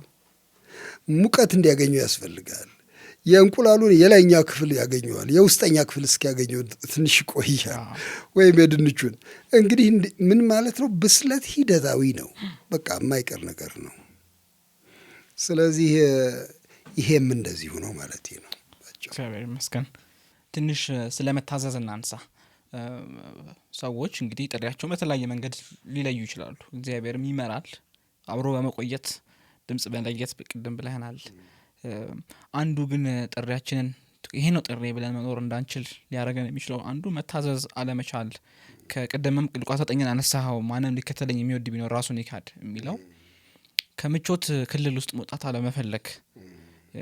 የራስ ፍላጎትም እኮ በአንድ በኩል ፈተና የሚሆነው ሰው ለራሱ መልካም እንደሚያስብ ነው የሚያስበው እና ለእኛ ካየነው ይልቅ የተሻለ መልካም እንዳለ አናስብም። በአይናችን ከምናየው እድል ይልቅ በእኛ ለራሳችን ከምንሰራው መንገድ ይልቅ የተሻለ የሚመች እንዳለ አናስብ እና የመጽሐፍ ቅዱስን ግን ሰዎች ስናይ በጣም ዋጋ የከፈሉ ናቸው። እግዚአብሔር ትልቅ ታሪክ ቤታቸው የሰራባቸው ሰዎች አሁን በጣም በቀላሉ አብርሃምን ብናነሳ በቃ ውጣ አለው እና አንዳንዴ ታሪክ ሆኖ ስናየው ቀላል ይመስላል፣ ግን ወደ ደግሞ ጥሪ ራሱ ግልጽ ነው። ወደ ማሳያ ሀገር ውጣ ነው እንጂ ወደ ምታቀው አካሄዱን አሰራሩን ወደ ምታቀው አልነበረ። የእስራኤልን ሕዝብ ጥሪ እንደዛ ነው፣ ውጡ አደርሳችኋለሁ ነው። ሌሎቹንም ሰዎች ብናይ ምን እንዲገጥማቸው አያውቁም ነበረ። በጣም በአንሰርቴኒቲ ይሄ ባለማወቅ ግልጽ ባልሆነ መንገድ ይጓዙ ነበር። ግን በየእርምጃው ግን እግዚአብሔር ግን ኦፍኮርስ አብሯቸው ነበር፣ ያበራላቸው ነበረ። መታዘዝን ትንሽ እንድናወራ ስለፈለግኩኝ ነው። መታዘዝ ለምን ከበደን? በጣም ዋጋ ማንከፍል ሰዎች ነን። በጣም ምቾታችንን ምንጠብቅ። እኔ እግዚአብሔር እንድሰቃይ አይፈልግም ምናምን እንላለን። ካልተሰቃየው ለጌታ እየኖርኩኝ አይደለም ወይ አይነት ንግግሮች እንናገራለን። እና ጥሪን መስማት እግዚአብሔርን መከተል ነሰሰርሊ ስቃይ ነው እያለን አይደለም፣ ግን መታዘዝ ግን አንዱ ኢሹ ሆነብን። ለዛ የሆነ ወይ እውነት ብለን ትንሽ በጣም እውነት ነው ሆነ ያልከው ነገር የሚገርም ነው። ግን አንዳንዴ አስቂኝ ነው የሰው ልጅ ማለቴ እፍኝ ቆሎ ይይዝና ሌላ ትልቅ ሀብት ፊቱ ብታመጣለትም እንኳን ዋስትና ማጣት ስለሚሰማው ይችን ይዞ በቃ ይችን አታስለቅቀኝ ይላል። አረ ብትለቀው ያኛውን ጆንያውን ለመሸከም ይቻል ነበረ ብትለው ቶሎ አይቀበልም ካላየው። እናም ይሄ የሰው ችግር አለ። በጣም የሚያስቅ ያልኩት ለምንድን ነው እንትኑ ውሱንነቱ ግልጥ ሆኖ እያለ ሰው በሁሉ ነገር እውቀታችን ውሱን ነው፣ የነገውን አናቅም። ግን ቢሆንም ያለችንን ትንሿን ነገር እሷን በቃ አይናችንን ትሸፍነዋለች በአጠቃላይ። እና እግዚአብሔር ለእኛ ያሰበውን ነገር ለመቀበል ልባችን በጣም ክፍት አይሆንም። ለመታዘዝም የሚከብድን ለዚህ ነው። እኔ አሁን ለምሳሌ አንድ ትዝ ያለኝ የእስራኤላውያን በትንቢተ ኤርምያስ ውስጥ ያለው ነው። አየህ በጥፋታቸው ምክንያት እንዲጋዙ አድርጓል ወደ ባቢሎን። ግን እነሱ ባቢሎን ጨቋኝ መንግስት እንደሆነ ቆጥረዋል። ከሀገራቸው ውጭ የሆነ መንግስት ነው፣ ስለዚህ ይጨርሰናል ብለው አስበዋል። የሚሻል መስሎ የሚታያቸው ወደ ግብፅ መኮብለል ነው። ተማክረው ወደ ግብፅ ሄደን በቃ እንጀራ እንበላለን ነው። እዚያው ቆዩ አለ። ጊዜ ቀጥር ያለው ነው፣ 70 ዓመት እስኪፈጸም ድረስ ቆዩ። በቃ ቤት ስሩ፣ አግቡ፣ መሬት ግዙ፣ ቤት ስሩ፣ ውለዱ፣ ክበዱ። በቃ ጊዜው ሲደርስ አወጣችኋለሁ። እና ቋንቋውን እዛ ላይ ትዝ ይልሃል። ለእናንተ የማስባትን ሀሳብ እኔ ያውቃለሁ፣ በጭፍን አይደለም እመራችሁ ነው። ስለዚህ እኔ የማውቀው አይበልጥም ወይ? ፍጻሜና ተስፋ ሰጣችሁ ዘንድ የሰላም ሀሳብ ነው፣ የክፉ ነገር አይደለም። እና ከየት እንደመጣብን አላውቅም። እግዚአብሔር ክፉ ነው የሚያስብብኝ የሚለው የሚገርም አዳምና ሔዋን ጋር የነበረው እኮ ነው። አየህ ምናምን በሱ ተጋብቶብን ይሆናል እያልኩ ነው የምጠረጥረው። ሔዋንን እንደሱ አይደለ ያላት? ደግ አይደለም የሚያስብልሽ፣ ክፉ ነው የሚያስበው፣ እንደሱ እንዳትሆኝ ብሎ አላት። ከዚያ ጀምሮ የሰው ልጅ ለእግዚአብሔር ሙሉ ለሙሉ ራሱን ሰጥቶ ለመታዘዝ ይጨንቀዋል። አጓጉል ነገር እንዳልሆንም ብለን እንሰጋለን። ግን ነው ወይ በእውነት ጥሎ ያውቃል ወይ እሱ? እስራኤል ለምሳሌ አሁን በጣም በሚያሳዝን ሁኔታ ባህሩ አጠገብ ሲሆኑ ግብፅ ውስጥ ብንሞት አይሻልም ነበሩ ያሉ ለመሞት እውነትም እንዲሁ ፊት ለፊት ካየኸው ይሻላቸው ነበር። ግብፅ ውስጥ ይቀበራሉ፣ ቢያንስ እድር ይኖራል ወይ ይቀበራሉ። ለማልቀስ ጊዜ ይኖራል። እዛ ተሰባስበው በተራ በተራ ነው የሚሞቱት ወይ ምናምን። አይሻለንም ነበሩ? የለመድነው ቦታ አገር ባለበት አይሻልም? እዚህ አምጥተው ውሃ ውስጥ ሁላችን ልትጨርሰን ነው። ለጊዜው የታየው እሱ ነው። ስለዚህ መታዘዝ ከባድ ነው። ጸንቶ መቆም ከባድ ነው። እንደዚህ ትግል አለብን። ግን በእግዚአብሔር እርዳታ ቀስ እያለን እንሄደዋለን። ውሃውንም እየፈተሽን እንሄዳለን። አንዳንድ እግራችንን ረግጥና ደህና ነው አልሰጠምኩም እስካሁን፣ እስቲ የሚቀጥለውን እግር ደግሞ ላድርግ እንላለን። አንድ ሰው ምን ይላል መሰለ ስለ እግዚአብሔር ምሪት ሲናገር በጨለማ ውስጥ ከ17ኛ ፎቅ የመውረድ አይነት ነው። በጨለማ ውስጥ ከ17ኛ ፎቅ የምትወርድ ከሆነ ደረጃ በጣም አስፈሪ ነው። ግን ዋት ዩ ዱ ኢዝ ዩ ጀስት ቴክ ዋን ስቴፕ። ዝም ብለህ እግርህን የሚቀጥለው ደረጃ ላይ እሱ አይከብድም ቢያንስ እሱን ታደርጋለህ። አልጣለኝም፣ እሺ ልክ በዚሁ አይነት የሚቀጥለውንም ደረጃ ላይ ይወርዳለሁ ትላለህ። እና እምነት የሚባለው ለዚህ ነው። የእምነት መንገድ ነው፣ የመታዘዝ መንገድ። እግዚአብሔርን ካላመንን መታዘዝ ከባድ ነው። እንደ ባሪያ አስገባሪ እናደርገዋለን እግዚአብሔር። በቃ እንግዲህ አንዳንድ ወንድሞች እንደሱ ሲሉ አጋጥሞ እንደሆነ አላውቅም። እኔ እንኳን አልፈልግም ነበር፣ ጌታ ግን አለኝ፣ ምን አረጋለሁ ይላሉና አስገባሪ ነው። ከኋላ ጅራፍ ይዞ የሚያሯሩጠን ጌታ ነው ወይስ በጎ አስቦልን የሚመራን አምላክ ነው? እሱ ቀስ ብለን ነው የምንረዳው ማለት ነው። እና እሱ ነው አንዱ ትግል። በጣም ይገርማል። እግዚአብሔር ቅድም ያነሳው ትንሽ መሰረታዊ ይመስለኛል፣ አብሮ ከመቆየት ጋር የሚመጣ ነው። እግዚአብሔርን ያለመደን ሰዎች ጥሪውንማ በጣም ይርቅብናል፣ እንደ ሸክም እናየዋለን። እንግዲህ በተለያየ መንገድ ሰዎች የተለያየ ጥሪ ውስጥ ይገባሉ። አሁን በእኛ መካከል ለምሳሌ ትልቁ አንዱ የምናውቀው የአገልግሎት ጥሪ ነው። ከዛ ደግሞ ሰው በቤተ ክርስቲያን ውጭ በሆነ ስራ መስክ ይጠመዳል እና አንዱ መንፈሳዊ አንዱ ደግሞ ዓለማዊ የሚመስሉ ቋንቋዎች ከመድረክም እንጠቀማለን። እኛ የመድረኩ አገልጋይ፣ ሌላው ደግሞ እየሰራ ባለው ጊዜ ቸርች መጥቶ የሚያገለግል ይመስላል። ትንሽ እሱን ማጥራት፣ ከዛ በኋላ ግን አንድ ሀሳብ ደግሞ ከጥሪ ጋር በተያያዘ አነሳለሁ። ግን እንደዛ ነው ወይ? እሱን ማጥራት ያስፈልጋል። ልክ ነው። ይኸውልህ ህይወትን መሰንጠቅ እቺ ስንጣቄ ልክ ናት ወይ የሚል ነው። ዳይኮቶማይዝ ማድረግ ይሄ በዚህ በኩል ያለው መንፈሳዊ ነው፣ የእግዚአብሔር ነው፣ ሰማያዊ ነው፣ በወዲህ በኩል ያለው ምድራዊ ነው፣ የኔ ነው ብለን የምንለየው ነገር አለ እና እኔ እሱ ላይ ጥንቃቄ ያስፈልጋል ባይ ነኝ። እግዚአብሔር የሁሉም ነው፣ በሁሉም ነው። አፈርን የሰራ አምላክ መንፈስ ቅዱስን በውስጥ የሚያኖር አምላክ ነው። እኔንም የሰራኝ ከአፈር ነው፣ ግን እስትንፋሱን ነው ያለብኝ። ለሱ ይሄን ያህል በጣም ስንጥቅ ያለ ሁለት ቦታ የለውም። ያንን ነው ቀስ ያልኩ ማዳበር ያለብኝ። ኳስ ጨዋታ ሳይ የባርሴሎናንና የአርሰናልን ሶሪ እንግዲህ አንተ ምን እንደምትወድ አላውቅም። ማንንም እኔ የባርሳ ደጋፊ ነበርኩ። አሸነፈ እኮ አሁን እኮ ዋንጫ በላ። አሁን በቅርቡ ልክ ነው። እንኳን ደስ አለ። ጎሽ ታንኪዩ። እሱን ሳይ አምላክ ይጠፋሉ ወይ ገባ። አሁን በቲቪ ስክሪን ላይ የባርሴሎናን ጨዋታ ሳይ አምላክ ለጊዜው እስቲ ልተወው ይሄን ልጅ ብሎ ሌላ ቦታ ይሄዳሉ። ይሄ አንተስ መንፈሳዊ መሆኔ እኔስ መንፈሳዊ መሆኔ ይቋረጣሉ። ልክ እዛ ጋር በኋላ ስዊች አደርጋለሁ ወደ መንፈሳዊነት። ምን ማለት ነው? እንጀራ በሽሮ ወጥ ስበላ አምላክ ሩቅ ነው ወይ? ሽሮውን አተር ያበቀለ አምላክ። እኔ እንኳን የሽምብራ ነው የምበላው። ማለቴ በጣም ህይወትን እንደዚህ ከፋፍለ ማየቱ ተገቢ ነው ወይ?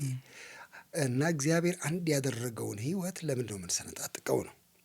እንደሱ ከሆነ እንግዲያው ወንጌላዊ ሆኜ ወንጌል ስሰብክ እና ትንሽ ልጅ መንገድ ላይ አግኝቼ ስስም ሁለቱም መንፈሳዊ የማይሆንበት ምንም ምክንያት የለም። ለእኔ እንደዚህ ነው የማስበው። ወይም ቢያንስ እግዚአብሔራዊ የማይሆንበት ምንም ምክንያት የለውም። ስለዚህ እኔ እንደዚህ ካለ ዲቪዥን ራሳችንን ጠብቀን ካየነው ጤና እናገኛለን ብዬ እላለሁ። እኔ አሁን ለምሳሌ አንድ የሚገርመኝ ቃል አለ። ስለ ልብስ ለምን ትጨነቃላችሁ ብሎ ያለው ማቴዎስ 6 ላይ ስለምትበሉ ስለምትለብሱ እና ስለ ልብስ ያነሳና ሰለሞን እንኳን በክብሩ ከነሱ እንደ አንዲቱ አልለበሰም ብሎ አበቦችን ነው የሚያነሳ። አበቦችን ተመልከቱ ይላል። በኋላ ሰለሞን እንኳን በክብሩ ከነርሱ እንደ አንዲቱ አልለበሰም ካለ አሃ አበባ ያደንቃል ማለት ነው ጌታ ኢየሱስ አልኩ አንድ ቀን። በጣም ጥሩ ነው አልኩኝ። ለሱ አሁን ይሄ እዚህ ጋር ከፍሎ እንደዚህ ይሄኛው መንፈሳዊ ይሄኛው ስጋዊ ብሎ እንደዚህ አይለይም። ዘሆል ፍጥረት ዓለሙ በሙሉ በእጁ ነው እና ከሱ የመነጨ ነው፣ ኢማኔት ያደረገ ነው።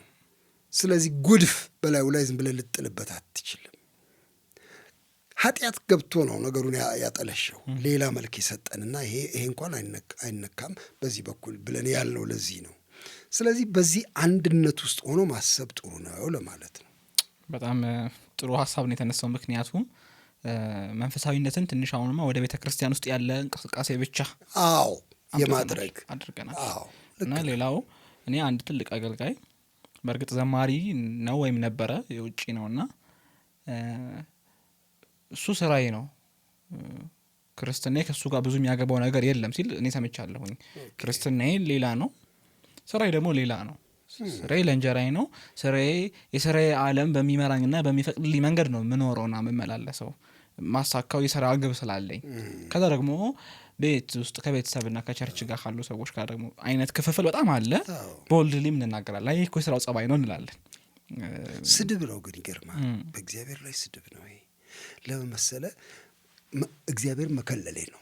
እዚህ ጋር ትገባለህ አንተ፣ አስገባሃለሁ። እዚህ አንተ ተርፍ አይደለም፣ ያንተ ሰፈር አይደለም፣ እዚህ ጋር ትሆናለህ ነው። እንደዚህ ለማለት እኛ እንዴት እንችላለን? ሜዳው ውስጥ አይገባም ወይ? እኔ ኳስ ተጫዋች ከሆንኩኝ ጌታ እግዚአብሔር እኔ እንደዚህ ነው የማስበው። አይ የሜዳ ህግ ነው አሁን ምናምን እሱ አያገባውም ልል እችላለሁ ወይ? እንደ ክርስቲያን ህይወቴስ የእርሱ አይደለም፣ ህይወቴስ ራሱ የእሱ አይደለም ወይ? እና ትንሽ ቆም ማለት ያለብን ይመስለኛል በዚህ ጉዳይ ላይ።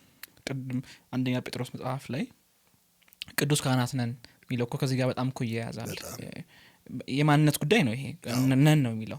ከዛ የትም ልንገባ እንችላለን። ልክ ነው። ቢሮ ያለ ካህን ነው። ልክ ነው። ኳስ ተጫዋች ካህን፣ ጥሩምባ ነፊ ካህን መሆን እኮ እንችላለን እውነት ለመናገር። እና ይሄንን በጣም ካራቅ ነው አንደኛ ህይወታችንን የስቃይ ያደርገዋል። ልክ አሁን እንኳን እናንተ ደህና ዘመን ላይ ደርሳችኋል። በእኛ ጊዜ ሬዲዮ ልዩ ልዩ ሞገድ ስላለው እሱን ለመስማት በጣም ነው የምንጨነቀው። ድሮ የጀርመን ድምፅ ሬዲዮ የሚባል ነበር። እሱ በጣም በቃ የሀገር ፖለቲካ የሚተርክል ነበር። አይገኝም መስመሩ። ግን የኢትዮጵያ ሬዲዮ ላይ ታደርገውና ስትሰማ ቆይተ አሁን ሰዓቱ ደረሰ ወደዚያ ቀይራለሁ ትላለህ። ስለዚህ መርፌዋን በጥንቃቄ ፋይን ቲዩኒንግ በጥንቃቄ ታደርጋለህ። ድምፅ ይመጣና ይረብሽብሃል። እንደገና ወደዚህ ታዞራለህ። አድካሚ ነው። እና አይ ቲንክ እንደዚህ ነው የምንደክመው ቲዩን ስናደርግ ወዲህ ስንል እና እግዚአብሔር የሁሉ ገዢ እኔም የእሱ ባሪያ እንደውም ከቆጠርኩ ይቀላል፣ ህይወት ይሻላል ብዬ ነው የማስበው። በጣም አንድ ሀሳብ እንጨመር እዚሁ ጥሪ ላይ ትንሽ ጥሪ ላይ እንድንቆይ የፈለግኩትኝ ቅድም እንዳለው የህይወታችን ባቡር እሱ ነው፣ ወዴት እንደምንሄድ የሚነግረን እሱ ነው። እና እንግዲህ በቤተ ክርስቲያን ውስጥ ያለውም ሰው እያገለገለ ደግሞ በውጭ የቤተ ክርስቲያን ውጭ ባለም መስክ ላይ የተሰማራውም ሰው እግዚአብሔርን በተሰማራበት መስክ እያገለገለ ምን መርጠው እንግዲህ ቅድም ባላቸው መንገዶች እና በሌሎች ባልጠቀስናቸው መንገዶች ሰው ጥሪውን ይለያል። ግን በውጭ የሚሆን በውስጥ እግዚአብሔርን እያገለገለ ያለ ሰው ቤተሰብ ይኖረዋል፣ ያገባል፣ ደግሞ ጌታ ፈቃድ ሲሆን ደግሞ ይወልዳል። እሱን አሁን በቤተክርስቲያን ውስጥ ትልቅ ጥያቄ አለ። እንዴት ነው የምናመጣጥነው ባላንስ የምናደርገው የቤተሰብን ህይወት እና ደግሞ እግዚአብሔር በቤተክርስቲያን ውስጥ የጠራኝ ጥሪ አገልግሎት። በውጭም ደግሞ በጣም ጥያቄ አለ። ለስራ የሚሰጥ ቦታ አንዳንድ ሰዎች በጣም የስራ ወዳጅ ናቸው። አንዳንድ ሰዎች ከስራ እንትን ስለሚሉ መጽሐፍ ቅዱስ አትለግሙ ለስራ ስሩ ብሎ ያበረታታቸዋል። ደግሞ በጣም ደግሞ ስራ ላይ ብርቶች ደግሞ አሉ በጣም ጊዜያቸውን የሚሰጡ። በዛ የሚሆን በዚህ ግን ደግሞ ቤተሰብ ደግሞ አንድ እግዚአብሔር የሰጠውና የመሰረተው ትልቅ ጉዳይ ነው። መጽሐፍ ቅዱስም ኤፌሶን 5 ላይ አንደኛ ጴጥሮስ ላይ ስለ ቤተሰብ ይናገራል። እንዴት ባል ሚስት ባልን ልጆችን እንዴት እንደምናስተዳድርና እርስ በርስ እንደምንኖር የሚናገረው ነገር ካለ ጉዳዩ የእግዚአብሔር ነው ማለት ነው። በመጀመሪያ የሰው ግኝት አይደለም፣ ዲስከቨሪ አይደለም። እና እሱ በራሱ ቤተሰብ በራሱ ጥሪ ነው ወይ? ጥሪ ነው ካልን ደግሞ ሌሎች ደግሞ ቅድም ያልናቸው ጥሪዎች ደግሞ አሉ። እንዴት ነው የምናመጣጠነው የሚል ልክ ነው። ቀላል ነው ብዬ ነው ያላስብ። ይሄ ማመጣጠን ይባል ከባድ ውጥረት ውስጥም ሊያስገባን ሁሉ ይችላል። ግን የእግዚአብሔር ነው ሁሉም ብለን መጀመር ተገቢ ነው ይሻል። ለምን አሁን ለምሳሌ ስለ ማግባት ጌታችን በተናገረበት በአንድ ቦታ ላይ መፍታት እንደማይቻል የተናገረው ቦታ ላይ ደቀ መዛሙርት ጥያቄ ይጠይቃሉ እና መፍታት እንደማይፈቀድ ሲናገር እሱ ይከብዳቸዋል፣ ይጨንቃቸዋል እንደ ማንኛችንም እና ይሄስ ከሆነ አለማግባት ይሻላል ብለው ይላሉ። ልክ ያን ጊዜ ጌታ ይህ ለተሰጣቸው ነው ብሎ የሚለው ቋንቋ አለው። ይህን ካለ እንግዲያው ይሰጣል ማለት ነው። አለ ማግባት ይሰጣል፣ ማግባት ይሰጣል ማለት ነው። ስለዚህ እግዚአብሔር በሕይወታችን ውስጥ የሚፈቅዳቸው መደቦች አሉ። የት ጋር እንደሚመድበን ያውቃል ማለት ነው። ስለዚህ ከእግዚአብሔር እንደተሰጠ መቁጠር በትዳር ውስጥ ከገባን ትልቅ ነገር ነው። እንግዲያው ትዳር ቮኬሽን ይሆናል ማለት ነው። ራሱን የቻለ ጥሪ ይሆናል ማለት ነው። ልጅ ማሳደግ ጥሪ ይሆናል ማለት ነው። እንደ ጥሪ ከተቀበልነው ተጠያቂነት ይኖረዋል። ስለዚህ በጥንቃቄና በአክብሮት እናደርገዋለን። እንደ ህይወት ዝም ብሎ እግረ መንገዴ በቃ የሆነ ነገር ነው፣ እኔ አላሰብኩም፣ ድንገት አንዲት ልጅ አየሁ፣ በቃ ደስ አለችኝ፣ ተጋባን፣ በቃ ታዲያ ምን ላድርግ፣ ከዚያ በቃ ወለድኩ፣ ደግሞ እንወልዳለንም ብዬ አላሰብኩም፣ 8 አይገርምህም ምናምን። ኤኒዌይ እንደዚህ አይነት አመለካከት ያሳንሰዋል። ቦታው ከፍ ያለ ነው። እግዚአብሔር ነው ያሰበው፣ እግዚአብሔር ነው ለሰው የሰጠው፣ የተባረከ ነገር ነው፣ መልካም ነገር ነው ብሎ ይህን መቀበል። ግን ምንድን ነው አሁን ታዲያ ያገባ ሰው ይተወ አገልግሎቱን? ልጅ የወለደ ሰው ያቋርጦ የወንጌል ስራውን የሚል ጥያቄ ይመጣል። ለምን ያቋርጥ? ለምን ያቋርጥ? እንደሱ የሆኑትን ሰዎች አልነበረም ወይ ጌታ የሚጠቀመው? ሐዋርያው ጴጥሮስ ትልቁ ሐዋርያ ባለትዳር አልነበረም ወይ? ሚስቱንና ምናልባት እህቶቹን ይዞርም እንደነበረ ጳውሎስ ትንሽ ይጠቁማል መሰለኝ። ያው ገላትያ ላይ ሚስትና እህታችን ይዘን እንዙር ወይ ብሎ ይጠይቃል። እና የነበረው ሰው አልነበረም። አማት እንደነበረችው ቢያንስ እናውቃለን። በንዳድ ታማኝ ነበር። ስለዚህ የቤተሰብ ሰው ነበረ። አሳ አጥማጅም ነበረ ዴፊነትሊ። እና ቮኬሽን ነበረው፣ ቤተሰብ አለው። አሁን እንግዲህ ምናልባት አሳ ማጥመዱን ትቷል። አሁን ምን ሰው እንዲያጠምድ ተጠርቷል፣ ግን ቤተሰቡን አይተውም። ስለዚህ ለአማቱ ይጨነቃል። ጌታ ኢየሱስ ፈወሰለት፣ ለቤቱ ያስባል። ልክ እንደዚያው ማለት ነው። እና ምንድን ነው የምለው ያለ እኔ አብረን ልናስኬድ የምንችልበት መንገድ አለ፣ እግዚአብሔር በሰጠን መንገድ። ለአንዳንዱ ሰው እግዚአብሔር ለይቶ ይሰጠዋል። ልክ ሐዋርያው ጳውሎስ በቃ እድሜ ልኩን ሳያገባ እንደሚኖር ማለት ነው። እንደሱ ከመደበለት አንዳንድ ሰው መጠየቅ አለበት። በነገራችን ላይ ይሄን ጉዳይ እግዚአብሔር ብሎ ይሆን እንዲህ ምናልባት መጠየቅ ጥሩ ነው። አንዳንዴ እንትን ይውጠናል አካባቢያችን። እኔ ጠይቄያለሁ ለምሳሌ በራሴ እኔ ሳላገባ ብኖርስ ብዬ ሁሉ አስቤ ነበር ለምሳሌ አንድ ዘመን። እና ቆይ እስቲ ማግባት ግዴታ አለብኝ እንዴ ብዬ ሁሉ ጠይቄ በኋላ ፈተሽኩ ራሴን። ስፈትሸው ቤት ወዳለሁ ለካ፣ ከበባ ወዳለሁ ለካ። አይ ወደዛ አልሰደደኝም ብዬ መጣሁ። አቅም የለኝም አልክ? አዎ የለኝም ማለት ነው ብዬ አገባሁ። እና ምን ልልህ ነው፣ መጠየቅ ያስፈልጋል። እግዚአብሔር የመደበልን ቦታ ግን በአክብሮት መያዝ ደግሞ ይገባል። ትንሽ ሽሚያ ይፈጠራል። ሽሚያ መፈጠሩ አይቀርም። ሌላው ቀርቶ አሁን እንኳን ቤተሰብ የራስህንም ምቾት የራስህንም ኑሮ ህይወትን እንኳን ባይጠላ አላለም። ስለዚህ አንዳንድ ጊዜ ፊዚካል ኮምፎርትህንም ሁሉ ትተህ ጌታን ለማገልገል የምትነሳበት ጊዜ አለ። የማይመች ሁኔታ፣ ለጤና በጣም አደገኛ የሆነ አካባቢ ሁሉ ጌታ ብሎኛል ብለህ የምትሄድበት ጊዜ አለ። ስለዚህ እንደው ሪስክ የለውም ወይም እንትን የሚጠይቅ አይደለም፣ ትግል የሚጠይቅ አይደለም ለማለት አለ ስሙዝ ይሆናል የሚል ዋስትና ተሰጥቶናል ብዬ አላስብም። ግን ፍትግ ያለ ሁልጊዜ ፍትግ ያለ ሚዛናዊ መሆን አለብን። ሚዛኑን ስንጠብቅ ለእግዚአብሔር ብለን አጠገባችንም ላሉ ሰዎች ብለን ነው። ትዳር ልጆች ካሉ አሁን ለምሳሌ ልጆቼን መከራ ላይ ጥዬ አገልግሎት ነው ምንም ላረጋችሁ አልችልም፣ በቃ የፈለጋችሁትን ሁሉ ልል አልችልም። ምክንያቱም ያው መጽሐፍ ምሰብከው መጽሐፍ ስለ ቤተሰቡ ማያስብ ከአረመኔ የባሰ ነው ይላል። አዎ ከማያምን ሰው ይልቅ የከፋ ነው ይላል። ይይዘኛል ማለት ነው። እና እቺ ሚዛን ትጠይቃለች ማለት ነው። እንዴት ሊያዝ የሚለው በዚህ ሁሉ ውስጥ ግን ከሰው ሰው ደግሞ ስለሚለያይ የእግዚአብሔርን ድምፅ በእኛ ህይወት መስማቱ ነው። አዎ ኤግዛክት አንድ አይነት አይደለም። አንድ ሰው ይህንን አይነት ቃል ለመጠየቅ ወይም ውይይት እንደምናደርግ ሰምታ ከጥሪ ጋር በተያያዘ ጥያቄ ቢነሳ የሚል ጥቆማ አግኝቼ እኔም ግን ሳየው በጣም የብዙዎቻችን ጥያቄ ይመስለኛል። አሁን ጥሪን ስናስብ እንግዲህ በመጸለይ በመለየት ሌሎች መንገዶችን በመጠቀም የእግዚአብሔር ሀሳብ ይሄ ይመስለኛል ብለን የምንኖረው ኑሮ አለ። አንድ ሰው ባለትዳር የአንድ ልጅ ቤተሰብ አባት ወይ እናት ሆኖ የሆነ ስራ የሆነ ደሞዝ ተከፋይ ሆኖ ደግሞ በሆነ አቅም ቤተክርስቲያን ውስጥ ደግሞ እየተሳተፈ በደንብ ንቁ እየኖረ ያለ ሰው ሊሆን ይችላልና ይሄ ነው በቃ የኔ ህይወት ይሄ ነው የታየልኝ ወይስ should I do ብለም ደግሞ ማድረግ አለብኝ እርካታ የሚለቱ ጋር ነው የሚመጣው። አንዳንድ ሰዎች ካለ መጣርና በደንብ ካለ መልፋት እንዲጎልብኝ አልፈልግም ሚል አንድ ጥያቄ ውጥረት አለ።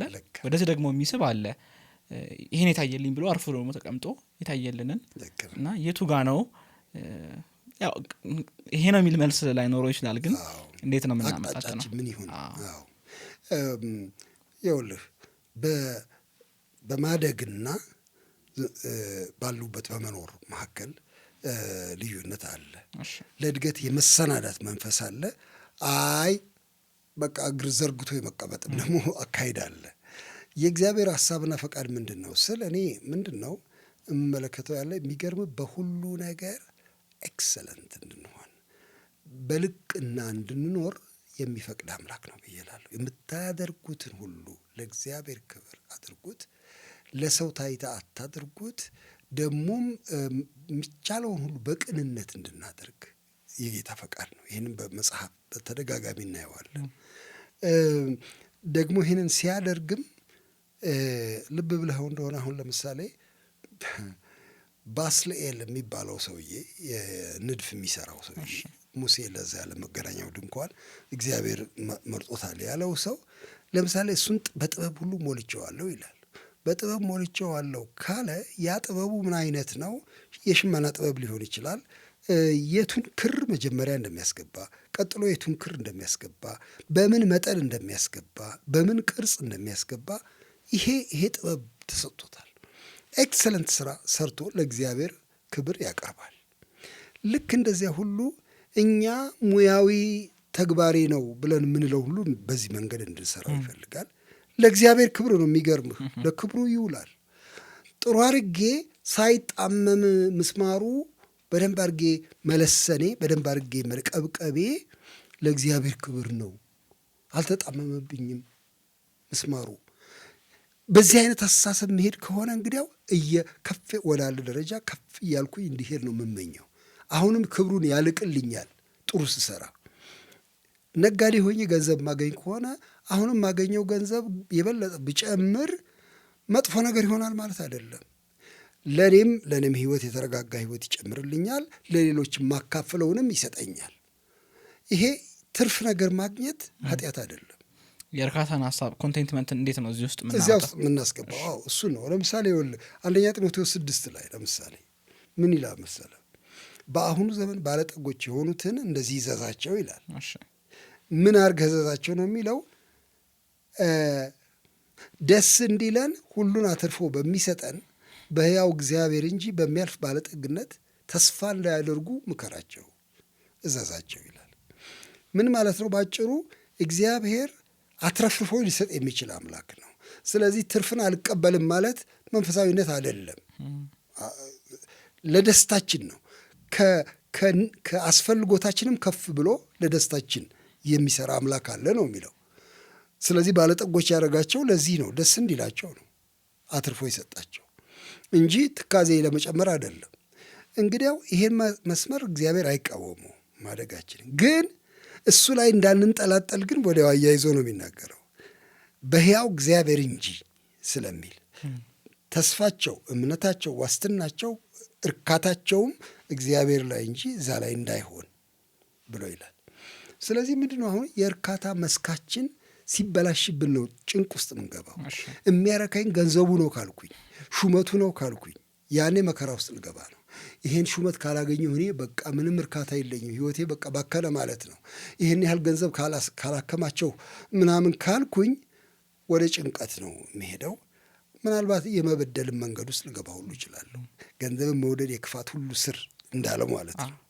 ስለዚህ እኔ እርካታን ከቁስ ጋራ ከማገናኘት ይልቅ የእርካታዬ ምንጭ ልዑል አምላክ እግዚአብሔር ነው። ግን ይሄ ልዑል አምላክ እግዚአብሔር በትጋት እንድሰራና የበለጠ እንዳገኝ የበለጠ ከፍ ያለ ደረጃ እንድደርስ አይከለክለኝም። በዚህ ምክንያት እተጋለሁ። ግን ምናልባት በሆነ መንገድ እዚያ ጋር መድረስ ቢያቅተኝ ደግሞ ጸጉሬን አልነጭም፣ አሁንም እርካታዬ ልዑል አምላክ ነው የሚል ልቡና ማዳበር ያስፈልጋል ባይነኝ እኔ። ለዚህ ነው ብዙ ሰው ይጨነቃልና በድዬ ይሆን እንደ እግዚአብሔርን አሁን ለምሳሌ ይህን ስራ ትቼ የሚቀጥል ስራ ከፍ ያለ ደሞዝ ብፈልግ ብሎ ምንም በደል አይደለም ከትሆኑ። ግን እዚህም ሆነ እዛኛውም ሆነ ማን ነው ሴንተር? ለህይወቴ ሴንተሩ ማን ነው? እንዲያውም አይተን እንደሆነ እዛ ባለጠጎቹን እንዲረኩ ደስ እንዲላቸው ብቻ ብሎ አያቆምም። ሊረዱና ሊያካፍሉ የሚችሉ እንዲሆኑ ደግሞ ተግተው እንዲሰሩ ነው የሚያሳስባቸው፣ ሌሎችን ሊያግዙ እንዲችሉ። ስለዚህ ዓላማውን ይጨምረዋል እንጂ ሊያሳንሰው አይፈልግም። ግን በስግብግብነትና በራስ ወዳድነት የምንሄድበትን ሩጫ ነው የሚቃወመው ማለት ነው። በጣም ግልጽ ነው። ጳውሎስ ስለ ጥሪው ሲያነሳ ጥሬ ነው ዋናው፣ መኖሬ ብቻ አይደለም ዋናው፣ መኖሬ ራሱ ትርጉም ያገኘው ጥሬ ግልጽ ሲሆን ስከተለው ይልና ይሄ ለመኖር ለማገልገል የሚጠቀመው ቋንቋ ነው። ግን ደግሞ ሲጨርስም የአገልግሎቱን ፍጻሜ ላይ ሁለተኛ ጢሞቴዎስ ምዕራፍ 4 ላይ ወደ ኋላም ዞር ብሎ የሚያይና ለልጁ ጢሞቴዎስ የሚያወራ አይነት አባት ይመስላል።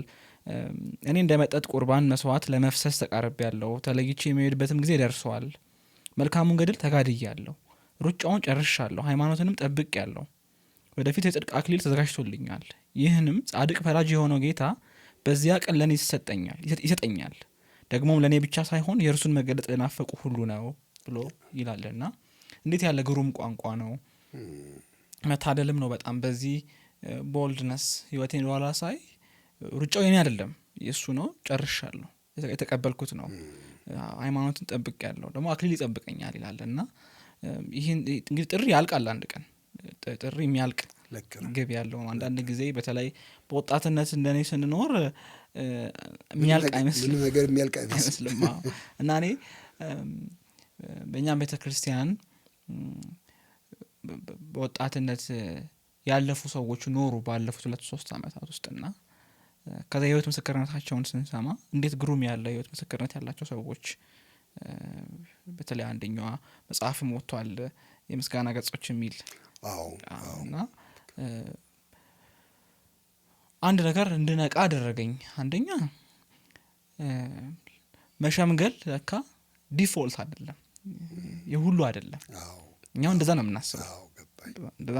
2 ለእግዚአብሔር የእድሜ ርዝማኔው ሳይሆን ዋናው ጥሪው፣ የህይወቱ ጥሪ ቅድም ያልከው ኤኒ ታይም ሊያበቃ ይችላል ያልከው ጥሪው ነው። አሁን እኛ በጣም መኖር ስለሆነ ዋናችን 100-200 ነው በቃ እሱ ከሆነ ዋናው።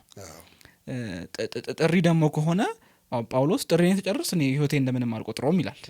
ጥሪው ካለ ግን ደግሞ አሁን በኋላ ማነሳዋለው ፊልጵስዩስ 1 ላይ ልኑር ወይስ ልሙት ይላል እና ከኖርኩም ኖረው ለእናንተ ነው ብሎ ጥሪውን ነው የሚያነሳውና እኔ ከነሱ ህይወት ምን ተማርኩኝ?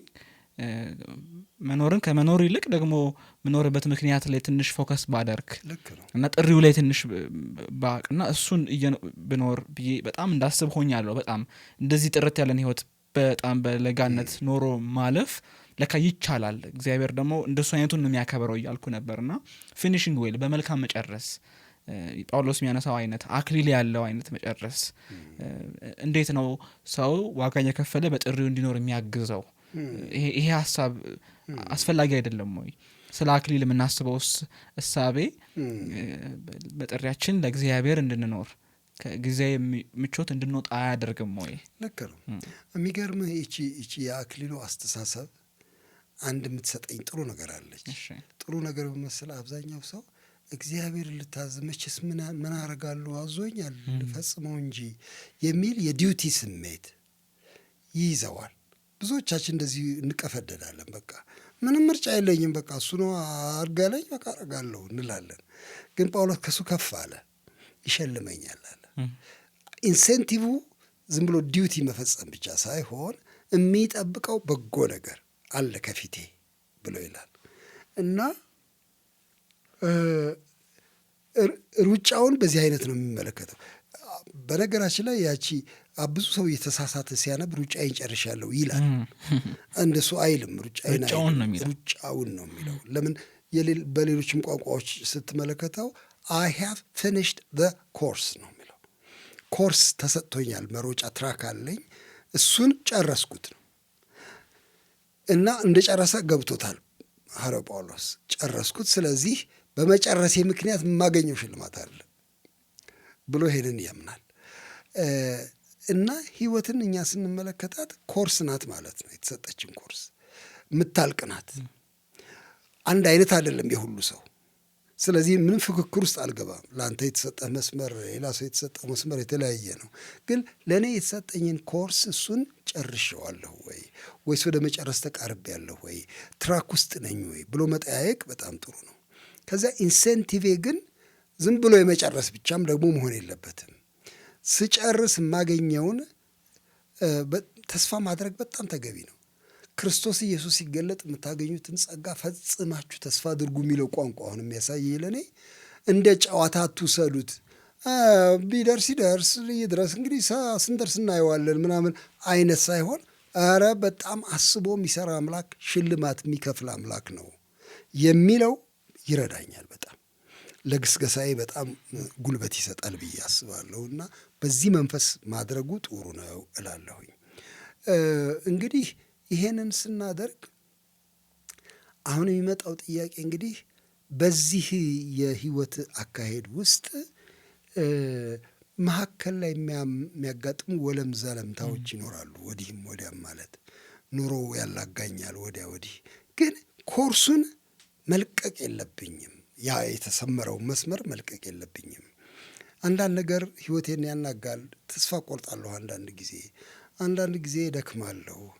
አንዳንዴ በቃ ሁሉ ነገር ባቆምኩ ትላለሁ። ኤልያስ የሄደበት መንገድ ማለት ነው። አሁን እሱ ገብቶታል፣ እግዚአብሔር እንደጠራው ገብቶታል። ያው መልእክቱን ሲያስተላልፍ ኖረዋል። ህዝቡን ወደ እግዚአብሔር ሲመልስ ቆይተዋል። ግን አንድ ቦታ ላይ ይሄ የድካም መንፈስ መጣበት። ደከመው፣ መሞት ተመኘ እና በጣም የሚያስገርም ቋንቋ ይናገራል። ከአባቶቼ አልበልጥም። ይሄ ቋንቋ ከባድ ንግግር ነው። ምን ማለት ነው? ዋት ስፔሻል አባውት ሚ? ይህን ያህል ምንድን ነው ይህን ያህል የምጨነቀው፣ የምወጠረው፣ የምጓጓው ለምን ያስፈልጋል? ኖርማል ኑሮ ልኖር የምትለዋች ኖርማል እንግዲህ በትምህርተ ጥቅስ ውስጥ ነው ኖርማል የሚባል ኑሮ። ስለዚህ ሚዲዮክር የሆነ ወይም እንደ ነገሩ የሆነ ህይወት ብኖር አይበቃም ወይ? ከዛ ተስፈንጥሬ ለመሄድ ምንድን ነው የምንጠራራው? ስለዚህ ያ ኖር ያለው በቃ ልሙት፣ እንዲያውም አሁን ቶሎ ወሰደኝ የሚል በጣም ዲፕሬሲቭ የሆነ ነገር ነው የሚናገረው። እና አንዳንድ ጊዜ እንደሱ ይመጣብናል ልልህ ነው። ኮርሱን ትተነው በቃ ይበቃኛል እባክህ ብለን እንላለን። ግን ከጌታ ጋር የሚኖር ሰው እንደሱ ሊል አይገባውም። ለምን መድኃኒታችን ያሳየን ምሳሌ እንደሱ አይደለም። ሰዓቱ ደርሷል እስካለባት ቀን ድረስ ይገሰግስ ነበር።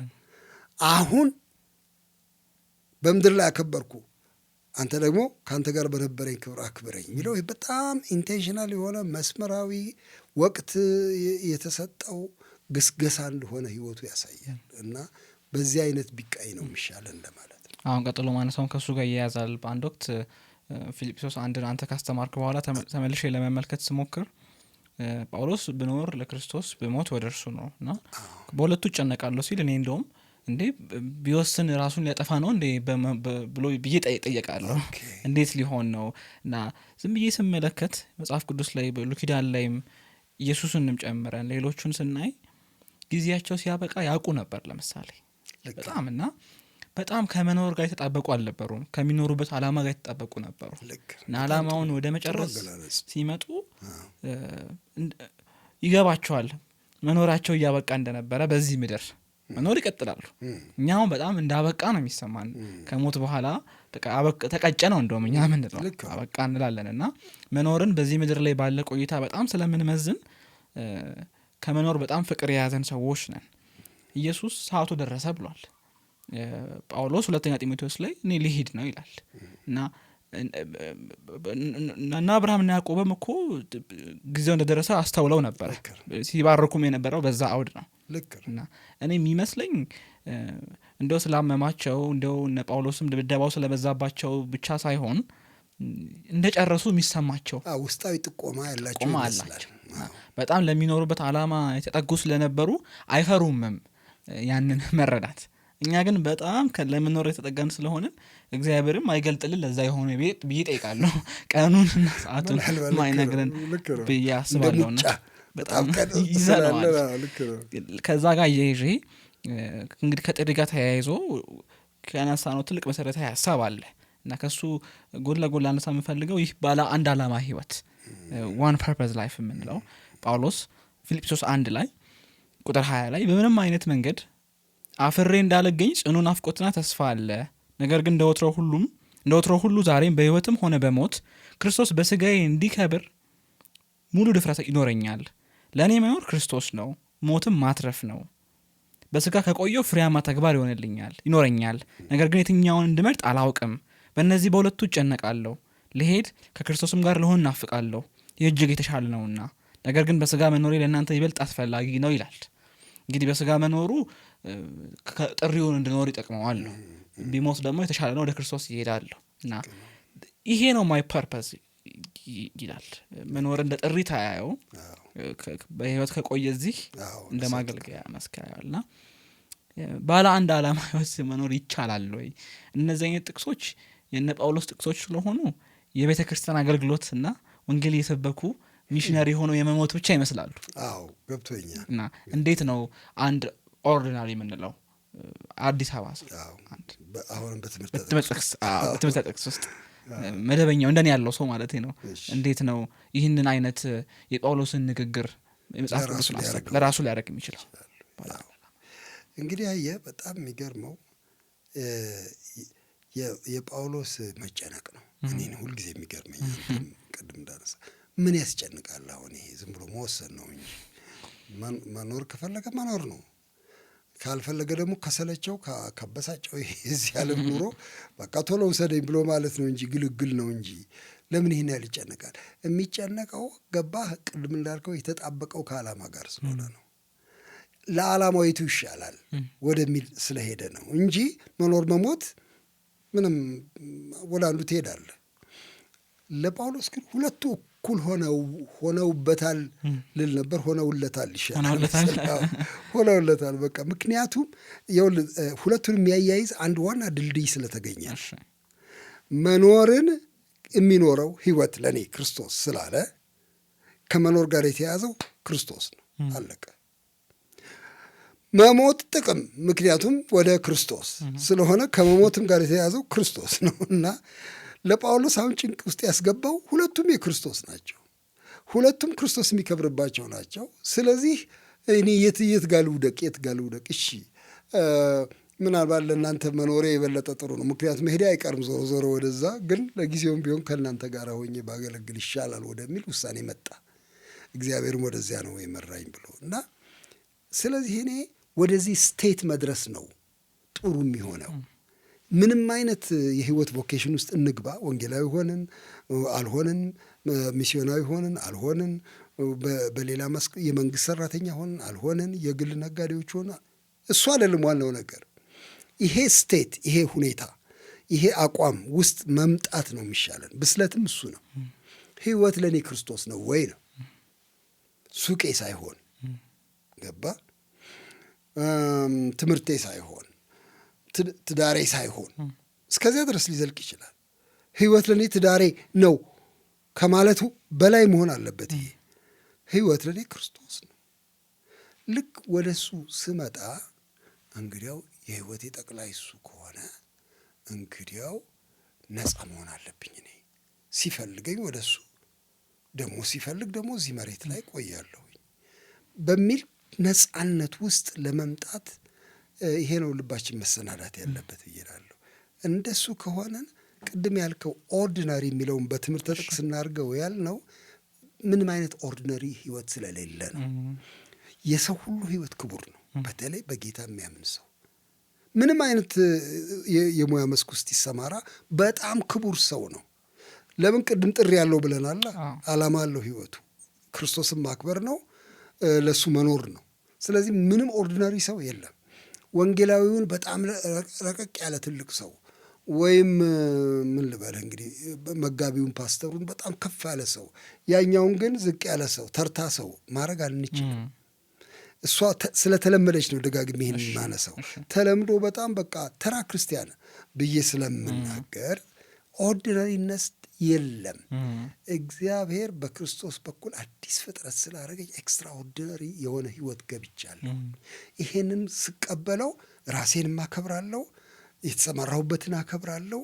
የወደፊት ሀሳቤ ሁሉ ክቡር ይሆናል ማለት ነው። እና ይህን ከተቀበልኩኝ እኔንና ፓስተሩን የሚለየኝ ነገር ይህን ያህል በጣም ትልቅ አይደለም። እውነት ለመናገር መስካችን ነው የሚለያየው፣ መስክ ነው የሚለያየው። እኔ እንዲያውም በጣም አሁን በጣም በቅርብ ጊዜ ልቤ ውስጥ በጣም እየገባ የመጣው የሚገርምህ እኛ በመድረክ የምንታይ ሰዎች አለን፣ እያገለገለን እየተናገርን ምናምንና በጣም ትልቅ መንፈሳዊነት ከመድረክ ውጭ ያሉ ሰዎች ጋር አገኛለሁ። በቃ ምንም ሁለት ቃላት አሳክተው መናገር የማይችሉ ግን ለእግዚአብሔር በጣም የቀረቡ ሰዎች አገኛለሁ እና ደነግጣለሁ። እና ትሁት እንደሆን ነው የሚያደርገኝ በግድ በቃ ጌታ ሆይ እነዚህ ወዳጆች ናቸው፣ ምናልባት ከኔ የሚልቅ ከአንተ ጋር ተጠጋግተው የሚሰሙ ሰዎች ናቸው እና እኔ እንዲያው መቼም ማስገዝተህልኝ ዝም ብለው ይሰሙኛል 40 ደቂቃ እንጂ በእውነት እኔ አልመጥንም ምልበት ሁኔታ ውስጥ ገባለሁና ኦርዲናሪ አይደሉም፣ በጣም ከፍ ያሉ ናቸው።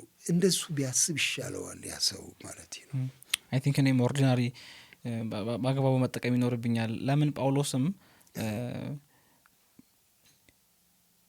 ብኖር ብሎ ሲል አሁን የሱ የአገልግሎት መስክ የህይወት መስክ አገልግሎት ስለሆነ አገልግሎቴ ነው ዋና እያለ አይደለም ያለው።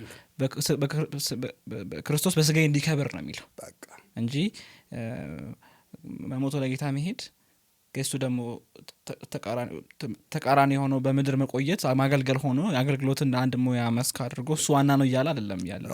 በስጋዬ እንዲከብር ነው። ይህ ደግሞ በሁሉም ህይወት ውስጥ መሆን የሚችል አገልግሎት ራሱ እኮ እንደ እኮ ጣዖት እኮ ሊሆን ይችላል። አደገኛ እኮ ነው። ለምሳሌ መጥቶ ጌታ አሁን ከዛሬ ጀምሮ አታገለግልም አርፈህ ተቀመጥ ቢል ትጣለዋለህ ወይ? ድሮስ ይሄን አገልግሎት ስጠኝ ብለህ ነው ወይ ወደዛ የገባህ? ወይስ እሱን ፈልገህ ነው የገባህ? እና አሁንም አንተ ደጋግመህ ብለዋል እዚህ እንትንም ላይ ክርስቶስ ማዕከላዊ ከሆነ ህይወት ያኔ ነው የተሟላ ህይወት የሚባለው። አገልግሎት ማዕከላዊ መሆን አይገባውም። አገልግሎት በክርስቶስ ስላለን የምንሰራው ነገር ነው። የእግዚአብሔርም ጥሪ ጉዳይ ነው። እንደሱ ነው ማሰብ የሚሻለን። እዚህ ላይ እንድትጨምር ማስበው ሀሳብ የህይወት ግቡ ግን ለክርስቶስ ክብር መኖር ነው፣ ክርስቶስን ማክበር ነው። እንደውም ፈረንጆቹ ምን ይላሉ? the chief end of man ብለው የሚሉት አገላለጻል። የሰው ጠቅላይ ዓላማ እንግዲህ ሰው the chief end of man ምንድን ነው? እና to enjoy and glorify God ይላሉ። ምን ማለት ነው? ትንሽ ያኔም ፊልጵስዩስን ስታስተምረን እኔ ያስተዋልኩት ነገር እኔነት ብለህ ያነሳዋል። እኔ በጣም በራስ ታውጠናል። ለክርስቶስ ክብር ክርስቶስ ዋና ሆኖ እንዳንኖር ያደረገ ነገር አንዱ እኔ ባይነት ነው። ይህንን ትንሽ ከዘፍጥረት ሀሳብ ጋር ላገናኝ አስባለሁ።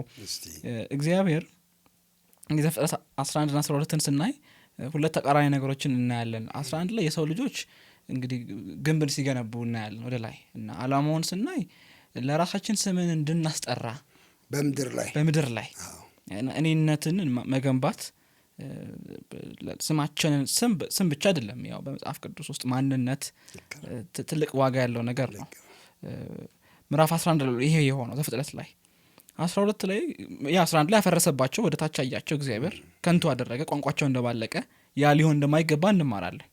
12 ላይ አብርሃም ጋር ይመጣና ስምህን አከብረዋለሁ ና ውጣ ይለዋል እና ያው በክርስቶስ ያመኑ ሁሉ የአብርሃም ልጅ ተብሎ እስካሁን ድረስ ይጠራል። የአብርሃም ልጅ መባል የአንድ ሰው እውቅና ሳይሆን መንፈሳዊነት የእግዚአብሔርነት መሆኑን እንረዳለን። እና ይሄ ምን ያስተምረናል? ያው እነሱ ሊገነቡ የነበሩት ባቢሎንን ነው። ባቢሎን ደግሞ እስከ ራእይ ድረስ ተከትላ ትመጣለች። ባቢሎናዊነት አለ አሁን ምድር ላይ፣ እኔነት አለ ደግሞ የአብርሃም ልጅነትም ደግሞ አለ፣ መንፈሳዊነት አለ። እኛ አሁን ክርስቶስ ማዕከል ለምንለው ትንሽ ይሄን ብንመለከት ጥሩ ነው ብዬ አስቤ ነው። ይሄ የዘፍጥረቱ ችግር እኛ ጋር ማሆን የለም ወይ? አዎ በጣም እንጂ በጣም። እና እንዳልከው ትግሌ ከራሴ ጋር ነው ማለት ነው። ራስ በጣም እኮ ኃይለኛ ነገር ነው። ራስ የሚባል ነገር በጣም ኃይለኛ ነው። እግዚአብሔር መቼም ደግ አምላክ ነው፣ እቃ ያላረገን አምላክ። ከዚህ የተነሳ ራስነት ሰጠን። በወጉ ከተያዘ ራስነት መጥፎ አይደለም። ለእግዚአብሔር ፈቃዴን የማስገብርበት አንድ እቃ አገኘሁ ማለት ነው። ጥሩ ነገር ነው ራስነት። ግን ራስ ለካ አሟላጭ ነው። ራስ በጣም ከባድ ነው። ራስን መግዛት የሚለው እኮ ቋንቋ ይሄ ነው። ሊገዛ የማይፈልግ ነገር ነው። ራስ ገናን አጼ ሆኖ መኖር የሚፈልግ ነው። ለጌታ አስገዛዋለሁ እንግዲህ በመንፈስ ቅዱስ ጸጋ ራሴን እየጎሰምኩ አስገዛዋለሁ ደግሞ ይላል ጳውሎስ አይደለ? በዲስፕሊን እና ይሄ የሚያሳየው ምንድን ነው? እንዳልከው በጣም ጥሩ ነው ያመጣሃቸው ንጽጽሮች። በዓለም ላይ ያለውም ትልቅ ትግል እሱ ነው። ባቢሎናዊ የባቤል ግንብ ገንቢዎችና የእግዚአብሔር መንግስት ወታደሮች ፍልሚያ ነው። ፍልሚያው ይሄ ነው። በቃ ለእግዚአብሔር መንግስት ገብር ያለው እጅ ሰጥቻለሁ፣ እሱ እንዲከብር እፈልጋለሁ፣ እኔ የክርስቶስ ጀሌ ነኝ፣ የክርስቶስ ተከታይ ነኝ በማለትና አይ እኛም አለን እኮ በማለት እውቀት እኮ አለን፣ ትልቅ ፖቴንሻል እኮ አለን፣ ሰብአዊነት እኮ ቀላል ነገር አይደለም ብሎ ሂውማኒስት በሆነ አካሄድ ደግሞ ማግነን ራስን በሁለቱ መሀል ያለ ፍልሚያ ነው። ይሄ በየግለሰቡም ውስጥ ይካሄዳል፣ በማህበርም ውስጥ ይካሄዳል ማለት ነው። እና ትልቁ ጦርነት እሱ ነው። በቃ መጨረሻ የእግዚአብሔርን ሀሳብ ብቻ እንዲያው በዚህ አቅጣጫ ብቻ ልናገር። እግዚአብሔር ያለውን እቅድ አስታውቆናል፣ የፈቃዱን ምስጢር አስታውቆናል የሚለው ኤፌሶን 1 ሁሉን በክርስቶስ ለመጠቅለል ነው የሚለው ይሄ ነው እኮ በቃ ሌሎች ጠቅላዮችን ሁሉ በታትኖ መጠቅለያ አለ፣ በዚህ መጠቅለያ ውስጥ ግቡ ነው የሚለው እና የእኛም ጥሪ ይሄ ነው። በቃ ይሄ ነው መጠቅለያችን እንጂ ሰብአዊነት መጠቅለያ አይሆንም፣ የሰው ፖቴንሻል አይደለም የመጨረሻው ማሰሪያ የሚል ሀሳብ ነው። ሞትን እንዴት ነው መረዳት ያለብን? ይህንን የህይወት ጥሪ ስንኖር ሞት ያው ጠላት ነው። ሞት የእግዚአብሔር ሀሳብ አይደለም በመጀመሪያ። በአዲስ ኪዳን ግን ያው ትርጉሙን ለውጦታል እግዚአብሔር። ግን አሁንም ለእግዚአብሔር እንዳንኖር በጣም ሰይጣን እንደማስፈራሪያ የሚጠቀመው ትልቅ መሳሪያ ነው እና ብኖር ለክርስቶስ ብሞት ወደ ክርስቶስ የሚለው እሳቤ ሞትን በጣም ከጨዋታ ውጭ ያደርገዋል። ጥሪን በቆራጥነት ለእግዚአብሔር እንድንኖር ከምቾት እየወጣን እንድንኖር ያስችላል የጳውሎስ አስተሳሰብና ሞት እንዴት ልናይ ይገባል? ጥቁር አይመስልም? ጨለማ ሞት። አንድ ጸጋዬ ገብረመድኅን የጻፈው ግጥም አለ ስለ ሞት። ምናልባት በሆነ አላቅም እሳት ወይ አበባ የሚል መጽሐፍ ላይ እዚያ ላይ ሞትም ይሙት በሚል ርዕስ እና እሱ የሚያቀርበው እንዴት አድርጎ ነው በዶርዜ ባህል፣ ዶርዜ በሚባል ብሔረሰብ ባህል እኔ አጠገባቸው ስለነበርኩኝ አውቀዋለሁ የእነሱን ባህል፣ በተለይ ከዚህ ከለቅሶ ጋር የተያያዘው። የሚገርም ሰው ሲሞት በጣም ትደነቃለህ። የለቅሶ ስርዓቱ ጭፈራ ነው፣ በጣም ከፍተኛ ጭፈራ ነው እና ይሄ ነገር ለቅሶ ነው ወይስ የሆነ ሰርግ ነው የሚያሳይ ነው። ለቅሶ ሲመጡ እንዲያው ምን ያደርጋሉ? አሁን እዚህ አዲስ አበባ ውስጥ ቀረ እንጂ እኔ የነበርኩበት ሰፈር ላይ ወደ ለቀስተኛው ቤት ሲሄዱ ከሩቅ ይመጣሉ። ከሩቅ ያዩታል። ሰውየውን ደጃፍ ላይ ነው የሚቀመጠው። እየሮጡ ሄደው እንደዚህ ይገለበጣሉ። አክሮባት ተገልብጠው ወንዶቹ በእግር ይቆማሉ። ልክ እንደዚህ መገልበጥ ታውቃ እንደሱ ይቆማሉ። እና እንዴ ጨዋታ ነው እንዴ የሚያሳዩት እላለሁ። ሰውየው ጋር እስኪደርሱ ድረስ እንደሱ ግልብጥ ይላሉ። እና እኛ እየታዘብን ልጆች ሆነን እናይ ነበረ። ከዚያ ከበሮ እየተደለቀ ጭፈራ ነው። ሙሾ ነው፣ ለቅሶ ነው፣ ቢሆንም ጭፈራ ነው። እና ያንን ወስዶ ጸጋዬ ምን ይላል? ሞትም አብሮኝ ይሙት እንደ ዘመዶቼ እንደ ዶርዜዎች በጭፈራ ሸኙት፣ በከበሮ ሸኙት እያለ እንደሱ አይነት ግጥም ነው የሚጽፈው። እና ምንድን ነው አሳንሱት ነው፣ ሞትን አታግንኑት ነው። ግን ሞት ከባድ ነው ለሰዎች። ያ ሁልጊዜም ቅድም እንዳልኩት ጥቁር ነው ስዕሉ፣ ጎርናና ነው ድምፁ፣ አስፈሪ ነው አመጣጡ። ጽልመ ሞት እንላለን አንዳንድ ጊዜ ጽልመትን። እና ፍርሃት መምጣቱ በጣም ናቹራል ነው። ለምን? መለየትን ከለመድ ነው መለየትን ስለሚያመጣ ነው።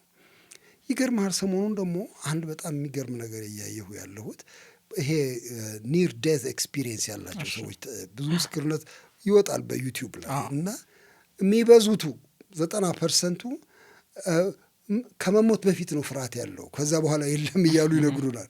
እንዲህ በፍጹም እንዲያውም ያስመኝሃል፣ ብሄድ ነው የሚያስመኘው ሲሉ ሰማለሁ። ወለ እነሱን በጣም ሶሊድ አድርጎ መውሰድ ያስቸግራል። አዎ ግን እነ ሐዋርያው ጳውሎስ የተናገሩት ከዚህ ከሞት በፊትም የተናገሩት ነገር አለ። ጌታችንም ያለው ነገሮች አሉ። እነሱ የሚያሳዩት ሞትን በጣም አድርገን እንድንሰቀቅበት አይደለም፣ እንዲያውም እንድንፎክርበትም። አሁን ጳውሎስ አንደኛ ቆሮንቶስ 15 ላይ የፉከራ ቋንቋ ነው የሚናገረው። ሞት ሆይ መውጊያ የት አለ? ሲኦል ሆይ ድል መንሳት የት አለ? የሚለው ፉከራ ነው። ምን ያስፎክረዋል? ሞትን እንዴት ነው እንደዚህ ያቃለለው ስትል አየህ፣ መነሻውን በደንብ አድርጎ አውቆታል። የሞት መውጊያ ኃጢአት ነው ይላል። ኃጢአት ስላለ ነው የነገሰብን፣ እንደዚህ የሸለለብን ኃጢአትን ይዞ ስለመጣ ነው። ስለቱ ኃጢአት ነው። በሱ ነው የሚያስፈራራን እንጂ ሌላ እኮ ጉልበት የለውም ሞት። ኃጢአት ባንሰራ ኖሮ ጉልበት አይኖረውም ሞት። ግን ጌታ ኢየሱስ መጥቶ የኃጢአትን ኃይል አጠፋ። ራሱን ኃጢአትን ገደለ። ሲገድለው እጁ ዱልዱም ሆነ የሞት። አሁን እኛን የሚያስፈራራበት ጉልበት አጣ። በክርስቶስ ነው መሞት አያስፈራም። ምክንያቱም ሕይወት ነው በክርስቶስ። ኃጢአት መሞት ነው የሚያስፈራው። ኤግዛክት እንደሱ ስላለ እንትን ነው አየህ፣ ፍልስፍናዊ መነሻው ነው የረዳው ጳውሎስን። ሞት የመጣበትን መንገድ እና የሚሄድበትንም መንገድ አወቀ። መስቀሉ ሞትን ገደለ። ከዚህ የተነሳ አልፈራውም። አሁን የሞት ሰፈር እኔን አያስፈራኝም፣ ምክንያቱም ሌላ ሰፈር አስገብቶኛል ጌታ የሚል እምነት ነው። እና እኔ በደንብ ማሰብ አለብኝ። ቲዮሎጂ ኦፍ ዴት በደንብ መታሰብ አለበት ብዬ እላለሁ። እንደው ስለምንፈራው በቃ ዝም አንድ ታሪክ ትዝ ብሎኛል። እነዛ ባልንጀሮች መንገድ ወጥተዋል። አንድ ፈሪ ሰውዬ ነበር፣ በጣም የሚፈራ ሰው እና እሱ ከጓደኛው ጋር እየሄደ ኮሽ ባለ ቁጥር ይደነብራል እና መሸባቸው። ጫካ ውስጥ መተኛት ነበረባቸው። ተኙ ሁለቱም እና ሌሊት ጅቡ መጣ እና ይሄ ፈሪው ነቅቷል። ጅቡ መጥቶ ቀስ ብሎ እግሩን ይዞታል ለካ እና ጓደኛውን ምን ያርገው ቀስቅሶ ሊነሳ ሲል ጓደኛው ዝም በል እባክህ እግሬን እየቆረጠመ ነው ይለዋል። የፍርሃቱ ብዛት ነው። ከዚያ በኋላ ምን ይተርፋል ይሄ ሰውዬ? እውነት ለመናገር ከእግሩ በኋላ መላ አካሉን ነው የሚበላው። ግን ፍርሃት እስከዚህ ድረስ ያደርሰዋል። እየተበላም እንዳይረብሽ ይከላከላል። አንዳንድ ጊዜ ከመጠን በላይ ያስፈራናል ሞት። ግን ጌታችን አልሞተም ወይ? ሞትንስ ድል አልነሳም ወይ? እነዚህ ሐዋርያት የሚናገሩት ፉከራ ከንቱ ነው ወይ? ይህን ማሰብ ጥሩ ነው። ለምን የዚች በምድር ላይ ያለች ህይወት ትንሽ ናት። ስለዚህ ከሞት በኋላ ስላለው ህይወት ማሰብ በጣም አስተዋይነት ነው። 70 ዓመት ምን ማለት ነው? ትንሽ ነገር ነው። 80 ዓመት ትንሽ ነገር ነው። እልም ትላለች። ስለዚህ እሷን እንደ ትልቅ ነገር መቁጠርና ዘላለምን ደግሞ እንደሌለ መቁጠር በጣም ሞኝነት ነው ብዬ ነው የማስበው እኔ። እና እንደ እሷ አይነቱን አስተሳሰብ ስናዳብር ነው ትንሽ የምንረጋጋው ብዬ አስባለሁ። እግዚአብሔር ይመስገን። የህይወታችን ማዕከል ክርስቶስ ነው እኮ ስንል ከሞት በኋላ እኮ በጉ ብርሃን ነው እኮ እና በጣም ማዕከል ስለሆነ እዚህ ማዕከል ሆኖ መጀመር ይሻላል። ልክ ነው ብለን እንዴ ነው ማል አንድ ጊዜ አንዲት እህታችን ሞተች፣ በአደጋ ሞተች። ስትሞት ደነገጥን። ገና በለጋ ዕድሜዋ ነው የሞተችው። 2 ልጆች ወልዳ ነበር ይመስለኛል። በጣም አሳዘነች። በጣም ጥሩ ልጅ ነበረች። ደነገጥን። ባለቤቷንም እንዴት እንደምናጽናና ግራ ገባን። በኋላ እስቲ መጽሐፍ ቅዱስ ቃል አንብብልን ምናምን አሉ ያን ቀን እና እዚያ ለቅሶ ቤት ሆኜ ላነብ ስል ምን በልብ ነው የመጣ መሰለ? ይህች ልጅ አለች። እውነት ለመናገር ልክ በቃ አሁን ይሄ ግድግዳ አለ አይደል? ከዛኛው ክፍል እንደሚለየን የምድር ስጋ ግድግዳ ከለለን እንጂ እሷም አለች በወዲያኛው በኩል፣ እኛም አለን። የሚገርም ነገር ነው። እና መጋረጃዋ ስላልተገፈፈች ነው በቃ እንደዚህ የምንርበተበተው እንጂ እግዚአብሔር ከላይ ሲያይ ሁለቱንም ያያል። ይሄኛውንም ክፍል ያያል፣ ይህንም ክፍል ያያል። አለ ግን ይፈቅድልናል፣ እንድናለቅስ ይፈቅዳል። እንደሱ ነው ለእኔ ይገባል። እና በጣም ካላየነው በስተቀር በቃ የሰው እይታ አይናችን ይጨፍነዋል እና ተስፋ ቢሶች ያደርገናል። እንደሱ እንዳይሆን ያስፈልጋል ደጋግመን ራሳችን ወደ ቃሉ ማምጣት። እንግዲህ ይህንን ክርስቶስን ማዕከል ያደረገ ህይወት ለእግዚአብሔር ህይወትን እንደ መስዋዕት የማፍሰስ ህይወትን በራሷ እንደ መኖርን እንደ ግብ ቆጥሮ ያለ መኖርን ያለ መጓዝን ሀሳብ ነው እያነሳን ያለ ነውና አንድ ጉዳይ ብቻ አንስቼ ወደ ተግባራዊ እርምጃዎች አድርገን እንጠቀልላለን። ምን ይመስላል በዕለት ተዕለት ህይወታችን ደግሞ ቅድም ጀመሪያ ወዳልነው ወደ ጠቅልሉ ጥሪያችን ሰርክል ባክ ማድረጉ ጥሩ ይመስለኛል። ግን በተለይ ደግሞ እኛ ወንጌላውያን መካከል ያለውን አንድ ሀሳብ አንድ ባህል በተለይ በትምህርቱ ዙሪያ ያለውን ባህል ብናነሳ መልካም ነው ብዬ አስባለሁ። ለምን ተግባራዊ ህይወትን የሚቃኘው ትምህርቱ ስለሆነ የተሞላለው ነው ደግሞ ምንኖረውና ምንተገብረውና ይህንን ክርስቶስን ማዕከል ያደረገ ህይወት ስናነሳ ቅድስና ነው አንዱ ምናነሳው። ለእግዚአብሔር መለየትን የጠራ ህይወት መኖርን ማዕከሉ ክርስቶስ ብቻ የሆነበት ቁስ ያልሆነበት እኔነት ያልሆነበት እያልን ነው እያነሳን ያለ ነውና ለምን ከበደን? ቅድስና እንደምታውቀው እንደ ሸክም ይታያል። የጸጋ ተቃራኒ ጸጋ ነው እኮ አዲስ ኪዳን እንላለን እና የጸጋ ወንጌል አይመስልም። ትእዛዝና ኃላፊነት የሞላበትን ትምህርት ስናስተምር ወይም ስንማር እና ቅድስና ርቆናል እንደው በኃጢአት ተጨማልቀናል ብቻ እያልኩኝ ሳይሆን ትምህርቱ እንደ ሀሳብ ሸክም ሆኖ ይታየናልና እኔ አንድ ቻሌንጅ አንተ በደንብ ይሄን ተግዳሮት እውነትነቱንም ደግሞ ትክክለኝነቱንም እንድትፈትሽ በንግግር ውስጥ ያሰብኩትኝ ስብከታችን መዳን ላይ ጥሩ ትምህርት አለን።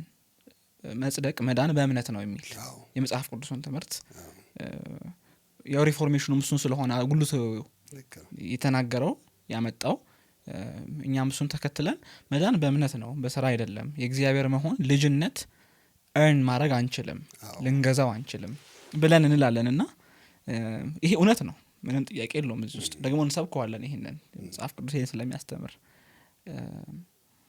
ግን ምናልባት ሪአክሽነሪ ሆነንና ለሌሎች ትምህርቶች መዳንን በእምነት መሆኑን በጣም ተናግረናል ጮኸናል። ከዛ ግን እውነትና ወንጌል ስለሆነ ብቻ ሳይሆን የሱ ተቃራኒ በሚባልበት ሀገር ላይ በጣም ስለምንኖር እሱን በጣም ብለናል። ከዛ በኋላ ግን አሜን ብሎ የገባው ሰው ገብቶም ይህን ይሰማል መዳን በእምነት ነው ይባላል። እሺ ዞር ብዬ መዳኔን እንዳደንቅና እንዳመሰግን ያደርገኛል ብለን መታገሱ ጥሩ ነው። በኋላም ግን ይሄው ነው የሚነገረው እና ወንጌላችን ምናልባት አድጎ ኢየሱስ ተኮር ሳይሆን መዳን ተኮር ሆኖ ይሆን ወይ ብዬ እላለሁ። እንዲያው መዳን መጥፎ ነገር ሆኖ አይደለም አሁን ቁስ ተኮር እንደምንለው ማለት አይደለም። ግን መዳን የወንጌል አንድ ክፍል እንጂ ማዕከሉ ኢየሱስ ነው። መግቢያው መዳን ነው። ደግሞ ወደ ኢየሱስ መቅረብ መቆየት ዕብራውያን ጸሐፊ በደሙ ከገባችሁ ደግሞ ቅረቡ አምልኩ ይላል። መግባት እንደ ግብ አያይም እና ይህ በንስሐ ብቻ የኃጢአትን ማስተሰረይ ህይወት ያለ መቅረብ ህይወት በጣም አለ። ክርስቶስን ማዕከል አድርጎ መከራም ቢሆን እየተቀበሉ ሞትን እንደምንም ቆጥሮ የመኖር ህይወት እኮ መቅረብን ይጠይቃል።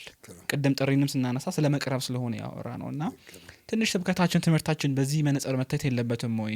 ክርስቶስን ነው እያጎላን ያለ ነው ለክርስቶስ መኖርን ነው ወይስ እቺ ካለንባት ነባራዊ ሃይማኖታዊ ሁኔታ የወጣችን አስተሳሰብ ለመመለስ? እውነት ነው በጣም አንተ እንዳልከው በአንድ ወገን ሪአክሽነሪ ነን እየተከላከልን ነው ለአንድ ነገር ምላሽ ለመስጠት ብለን መሄድ ነው አካሄዳችን። አንዳንዴ ይሄ ከሚዛንም ያዘናብለናል ብዬ ፈራለሁ። እኔ አንድ ይገርምሃል አንድ ጴንጤቆስጤያዊ መሪ ነበሩ ስዊድናዊ። እሳቸው ጋር አንድ ቦታ ተገናኝተን ይሄ የህይወት ብርሃን ቤተክርስቲያን ከመሰረቱ ሰዎች አንዱ ናቸው እሳቸው እና ሽማግሌ ናቸው። አንድ ጊዜ ያገኘኋቸው የዛሬ 15 ዓመት ይሁን 20 ዓመት አሁን አላስታውስም። አግኝቻቸው ከእሳቸው ጋር ስነጋገር እንደዚህ አይነት ነገሮች አነሳን። ከመስመር ስለመውጣት ምናምን አነሳን እና አንዳንድ ጊዜ ልክ ያልሆነ ነገር ጴንጤቆስጤያዊ ልምምድን በሚመለከት እንደዚህ አነሳን እና እሳቸው በዚያ አውድ ውስጥ ነው የነገሩኝ። አንድ መሪ እኛ አገር እንደዚህ ተናገረ አሉ። የቤተ ክርስቲያን መሪ ነው፣ በተለይ ፔንቴኮስታል ቸርች ሊደር ነው። እና እኛ ጴንጤቆስጣውያን መቼውንም ቢሆን ትክክል ሆነን አናቅም ብሎ ተናገረ አሉ። ትክክል ሆነን ከሆነ የሆነው ከአንዱ ጥግ ወደ ሌላ ጥግ ስንሮጥ መካከሉ ላይ ነው እንጂ ሆነንም አናቅም ብሎ ተናገረ ሲሉ እስከ ዛሬ ያረሳው በጣም ልቤን ነካኝ። ምን ማለት ነው?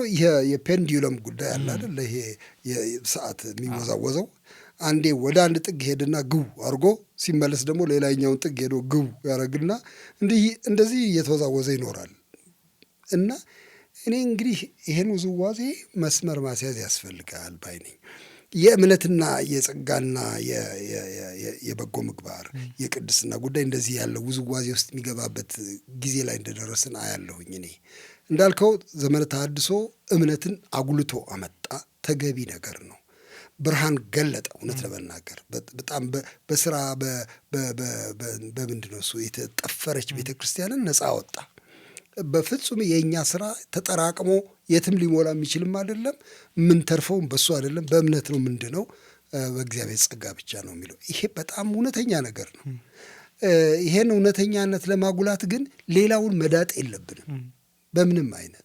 የቅድስናን ጎዳና፣ የማደግን ጎዳና፣ የበጎ ምግባርን ጎዳና እየዳጥን ለምንድን ነው ይህን የምናጸድቅ? ለምን ነው የምናጣላቸውስ? መጀመሪያ የሚገርም አሁን ትዝ ያለኝ ጥቅስ ዋና ወንጌል ነው ስትል ሮሜ ምዕራፍ 1 ነው ትዝ ያለኝ።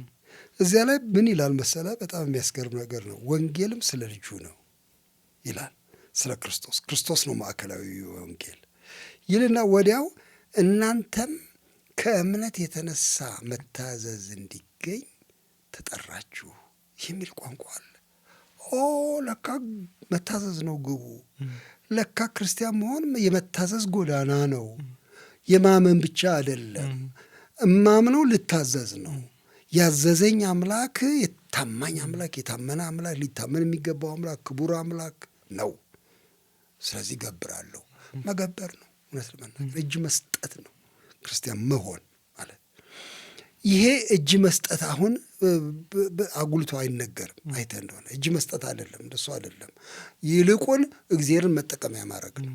ለሆነ ጉዳይ በቃ ይሞላልኛል፣ እኔ ህይወቴን ነጻ ያወጣኛል፣ እኔ አንድ ነገር ያደርገኛል፣ አለቀ። እንዳልኩ መዳን ይነግስና ክርስቶስ ይሟሽሻል። መዳን ይነግስና መታዘዝ ይሟሽሻል፣ ይጠፋል። አልተፈቀደልንም ነው፣ አልተፈቀደልንም።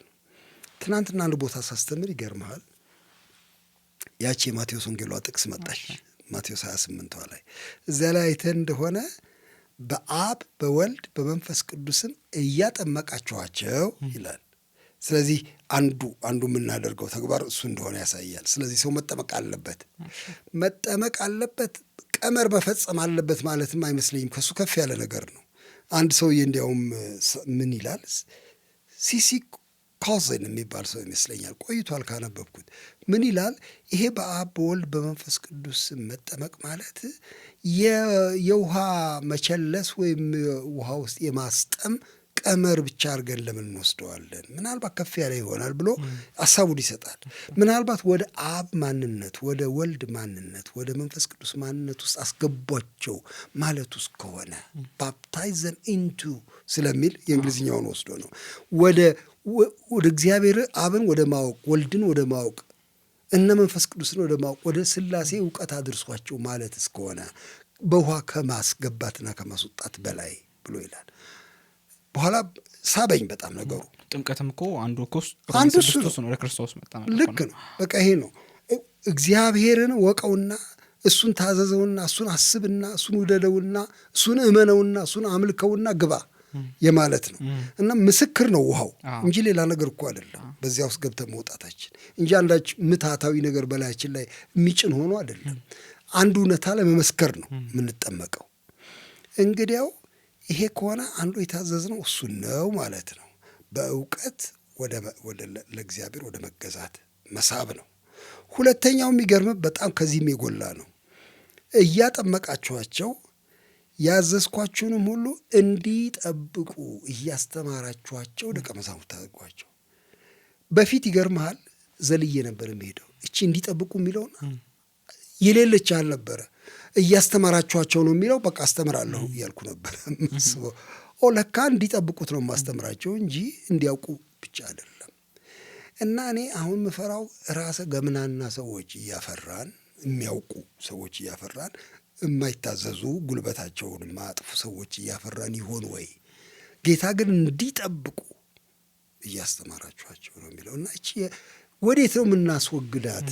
እቺ ጥበቃ የምትለዋን ሀሳብ፣ መታዘዝ የምትለዋን ሀሳብ እንዴት ነው የምናስወጣት ከባይብል ዲክሽነሪ ውስጥ የሚል ነው የኔ እንትን እና አለች፣ አብራናት።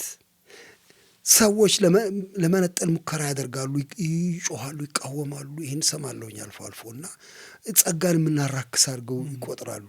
ነው ወይ ወንጌሉ የሚለው ነገር ማራከስ ነው ወይ? ከቶኑ አይደለም።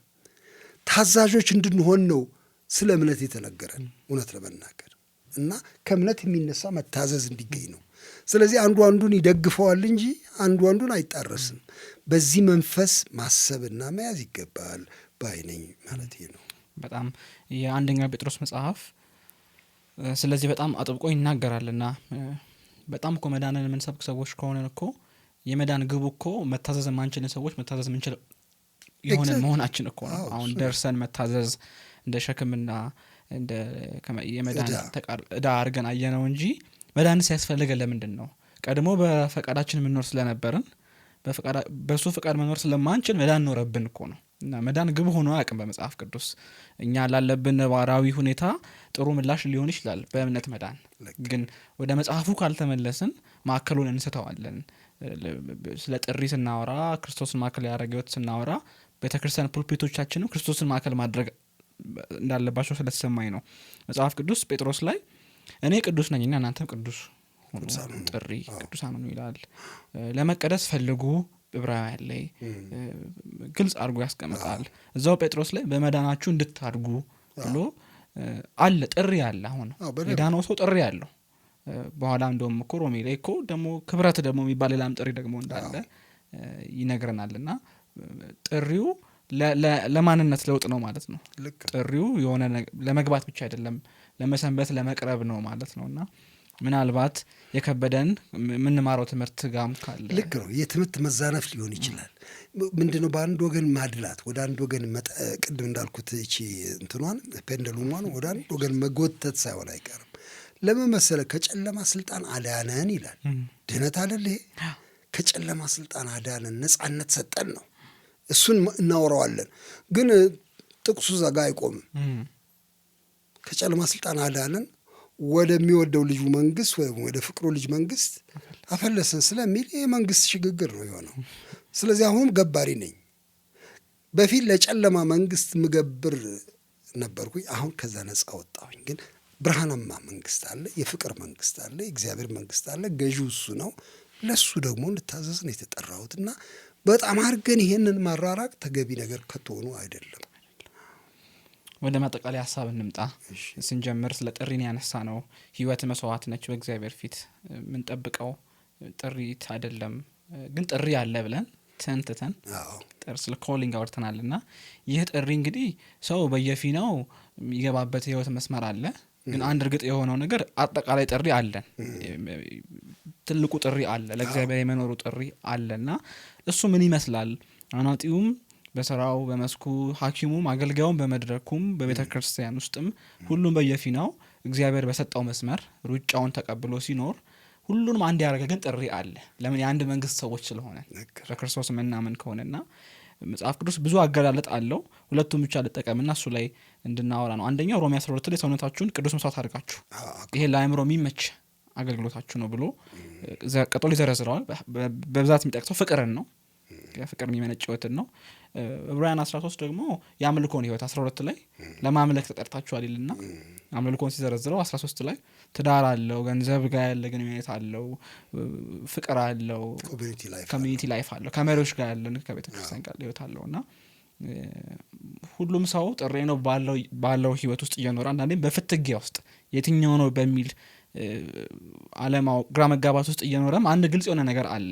ክርስቲያናዊ ህይወት ምንለው የአምልኮ ህይወት፣ የመስዋዕት ህይወትና ትንሽ ስለ ፍቅርና ስለ አምልኮ በየዕለት ህይወታችን መግለጽ ስለሚገባን መሰረታዊ ስለሆነ ጉዳይ ትንሽ አየህ የሮሜ 12ን ጠቀስክ አንተ እና እሱ ጋር እንደሚያስቀኝ ነገር ስላለ ብናገር ጥሩ ነው። ወንድሞች እለምናችኋለሁ በእግዚአብሔር ራእይ እለምናችኋለሁ ሰውነታችሁን እግዚአብሔርን ደስ የሚያሰኝ ሕያው ቅዱስ መስዋዕት አድርጋችሁ ታቀርቡ ዘንድ ብሎ ወዲያው ይህም ለአእምሮ የሚመች አገልግሎታችሁ ነው። የእንግሊዝኛው ትርጉም this is your reasonable service ነው የሚለው።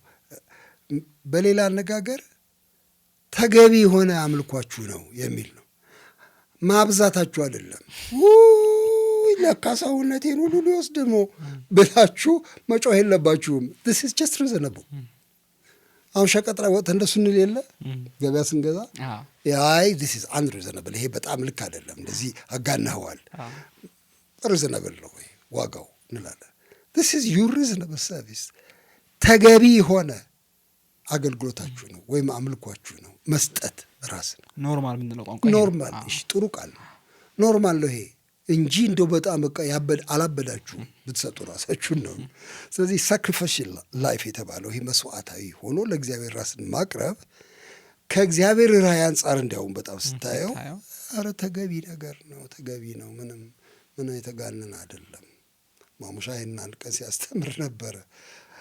መማጠኛው የእግዚአብሔር ራእይ ነው። እስቲ እሱን አስቡትና እናንተ እንዴት ትከለክሉታላችሁ እንዲህ ላረገ ጌታ የሚል ነገር ነው እና ከምህረቱ አንጻር ተገቢ አገልግሎታችሁን ስጡ ራሳችሁን ብሎ ይላል። ስለዚህ የመቀበል ብቻ ህይወት አድርገን ህይወትን መተርጎም እንደ ክርስቲያን አግባብ ነው ወይ? መስጠት አይደለም ወይ? አቅርቡ አይደለም ወይ? ቅድም አንተ እንዳልከው ስናቀርበው ልክ እዚያ ላይ አይተኸው እንደሆነ ደስ የሚያሰኝ የሚቃል አለ፣ መስዋዕት አድርጋችሁ የሚቃል አለ። ስለዚህ ምን ማለት ነው? ፈቃድን፣ ሐሳብን፣ ፍላጎትን፣ ምኞትን ሁሉ የማስረከብ ለእግዚአብሔር ለእሱ ጥቅም የማዋል ነው። ምን ያደርገዋል ተቀብሎ? እሺ እሱ አሁን እሱ ነው ጥያቄ። ምን ያደርገዋል እግዚአብሔር ተቀብሎ? ይሄ የምንሰጠውን ጊዜያችንን፣ እድሜያችንን፣ ስራችንን፣ ሳቃችንን፣ ለቅሷችንን ምን ያደርገዋል? ይጠቀምበታል። ለጥቅም ያውለዋል፣ ለፍሬ ያውለዋል። እሱ ነው አሁን የሚታየኝ እና እሱ ተግባራዊ መስመር አለው። በቃ የሚከልድ አይደለም። እና እኔ ሰውነቴን ሰጠሁ ስል ይኸውልህ አንድ ትንሽ ልጅ ወላጅ የሌለው ልጅ መንገድ ላይ ሳገኝ አንስቼ ቅፍ አድርጌ ስስመው አይዞ ማሙሽ ስለው ሻይ ስገዛለት አንድ ነፍስ አተረፍኩኝ፣ አዳንኩኝ፣ ሐዘኑን ተካፈልኩለት፣ ራሴን ሰጠሁ፣ ስሜቴን ሰጠሁ፣ ጊዜን ሰጠሁ። እና ምንድን ነው የሚያሳየው መሰለህ? በዚህ መንገድ በተግባር ካልተገለጸ በቀር መስጠቴ ዝም ብሎ ምናባዊ የሆነ ቋንቋ ብቻ ሊሆን ነው። ስጡ። አሁን ለምሳሌ ይኸው ሌላ ቦታ አንደኛ ዮሐንስ ምዕራፍ 3 ላይ አለ አይደል? እርሱ አስቀድሞ ነፍሱን ለእኛ ሰጥቷል፣ በዚህ ፍቅር እናውቀናል፣ እኛም ለወንድሞቻችን ይላል። ቀጥሎ ወዲያው ነው የሚያያይዘው፣ እኛም ለወንድሞቻችን ይላል። ይችን አሁን መሰንጠቅ ነው የምንፈልገው እኛ። በቃ እዚያች ጋር ቁርጥ ነፍሱን ሰጠ፣ ፍቅር አወቅን እንላለን። ምንድነው ፍቅር? ሴንቲሜንት የሆነ አንድ ሴንቲሜንት ነው አለ። እኛም ለወንድሞቻችን ፍቅር የሚፈጸመው እኮ ያኔ ነው። አዎ ልክ ነው። ወደ ክላይማክስ ይመጣል። ለወንድሞቻችን ነፍሳችን አሳልፈን እንሰጥ ይገባናል ይላል። እኔም ልሰጥ ተጠራሁ ማለት ነው። እሱ ብቻ አይደለም። እሺ ግን እኔ ነፍሴን መስጠት አልችልም ብዬ አንድ ቀን ጮክ ያለው እሱን አንብቤ አይ እሱ እንኳ ተወው አይሆን ነው ብዬ ላልፍ ስል የዚህ ዓለም ገንዘብ ያለው ወንድሙም ሲያጣ አይቶ ያራራለት የእግዚአብሔር ፍቅር በእርሱ እንዴት ይኖራል ሲል እሺ ነፍሴን አልስጥ፣ ግን ቢያንስ ገንዘብ እንድሰጥ ጠይቀኛል ማለት ነው። ቢያንስ እንዳካፍል ጠይቀኛል ማለት የትም አላመልጥም እሺ። ስለዚህ ምንድን ነው እቺ መስዋዕታዊ የምትለዋ ነገር ለክርስትና ናቹራል ነው። በጣም ባይተዋር አስተሳሰብ አይደለም። ምክንያቱም የክርስቲያን እምነት የክርስትና እምነት መስዋዕታዊነት ነው የጀመረበት መስመር። ክርስቶስ መስዋዕት ሆኖ ሰጠ፣ እንደሱ እናንተም ስጡ ስለተባለ መስዋዕታዊነት እንግዳ መሆን የለበትም እኛ አካባቢ በፍጹም። የተሰዋ ጌታ ነው የማመልከው ካልኩኝ እንግዲያው መስዋዕትነት የዕለት ዕለት ቋንቋ ሊሆን ነው ማለት ነው። እና ሽሽት ግን ያምረናል ስለምንፈራ እና ደግሞ እንዳልከው ትምህርቶቻችን ሁሉ የተቀባይነት ትምህርት ነው በብዛት ሰውንም እንደው ለማጽናናት ለማበርታት ብለን በቃ ያረግልሃልን በጣም እናጎላዋለን። ያረግልኛል፣ ስለሚያረግልኝ ያረጋለሁ ወደዚህ መጎተት ያለብን ይመስለኛል ሳስብ። ስለዚህ የመስዋዕታዊነት ህይወት በቃ ፍቅር ነው ማለት ነው። አንዱ ፍቅር ነው መግለጫው እሱ ነው። ምክንያቱም ዕዳ አይደለም በግድ አይነጥቀኝም ህይወቴን እግዚአብሔር። ልክ እሱ ጌታ እንደተናገረው በፈቃዴ አኖራታለሁ እንዳለው በፍቅር ምክንያት ልክ እንደሱ እንድሰጠው የተጠራሁት። በጣም ነው የምናመሰግነው ለሰጠህን ምክር፣ መጽሐፍ ቅዱሳዊ የሀሳብ ትንተና። ህይወት ጥሪት ወይስ መስዋዕት ምንጠብቃት ምንንከባከባት እንዲሁ በራሷ ግብ የሆነች ወይስ ለሌላ ዓላማ ምናውላት በሚል የነበረን ጊዜ በጣም ጥሩ ነው። ተመልካቾቻችንም እንደምትባረኩበት እንደምትጠቀሙበት ነው ምናምነው። በሌላ ጊዜ ከሌላ እንግዳ ጋር እንገኛለን። መልካም ጊዜ። ታንኪዩ። አሜን። ተባረክ።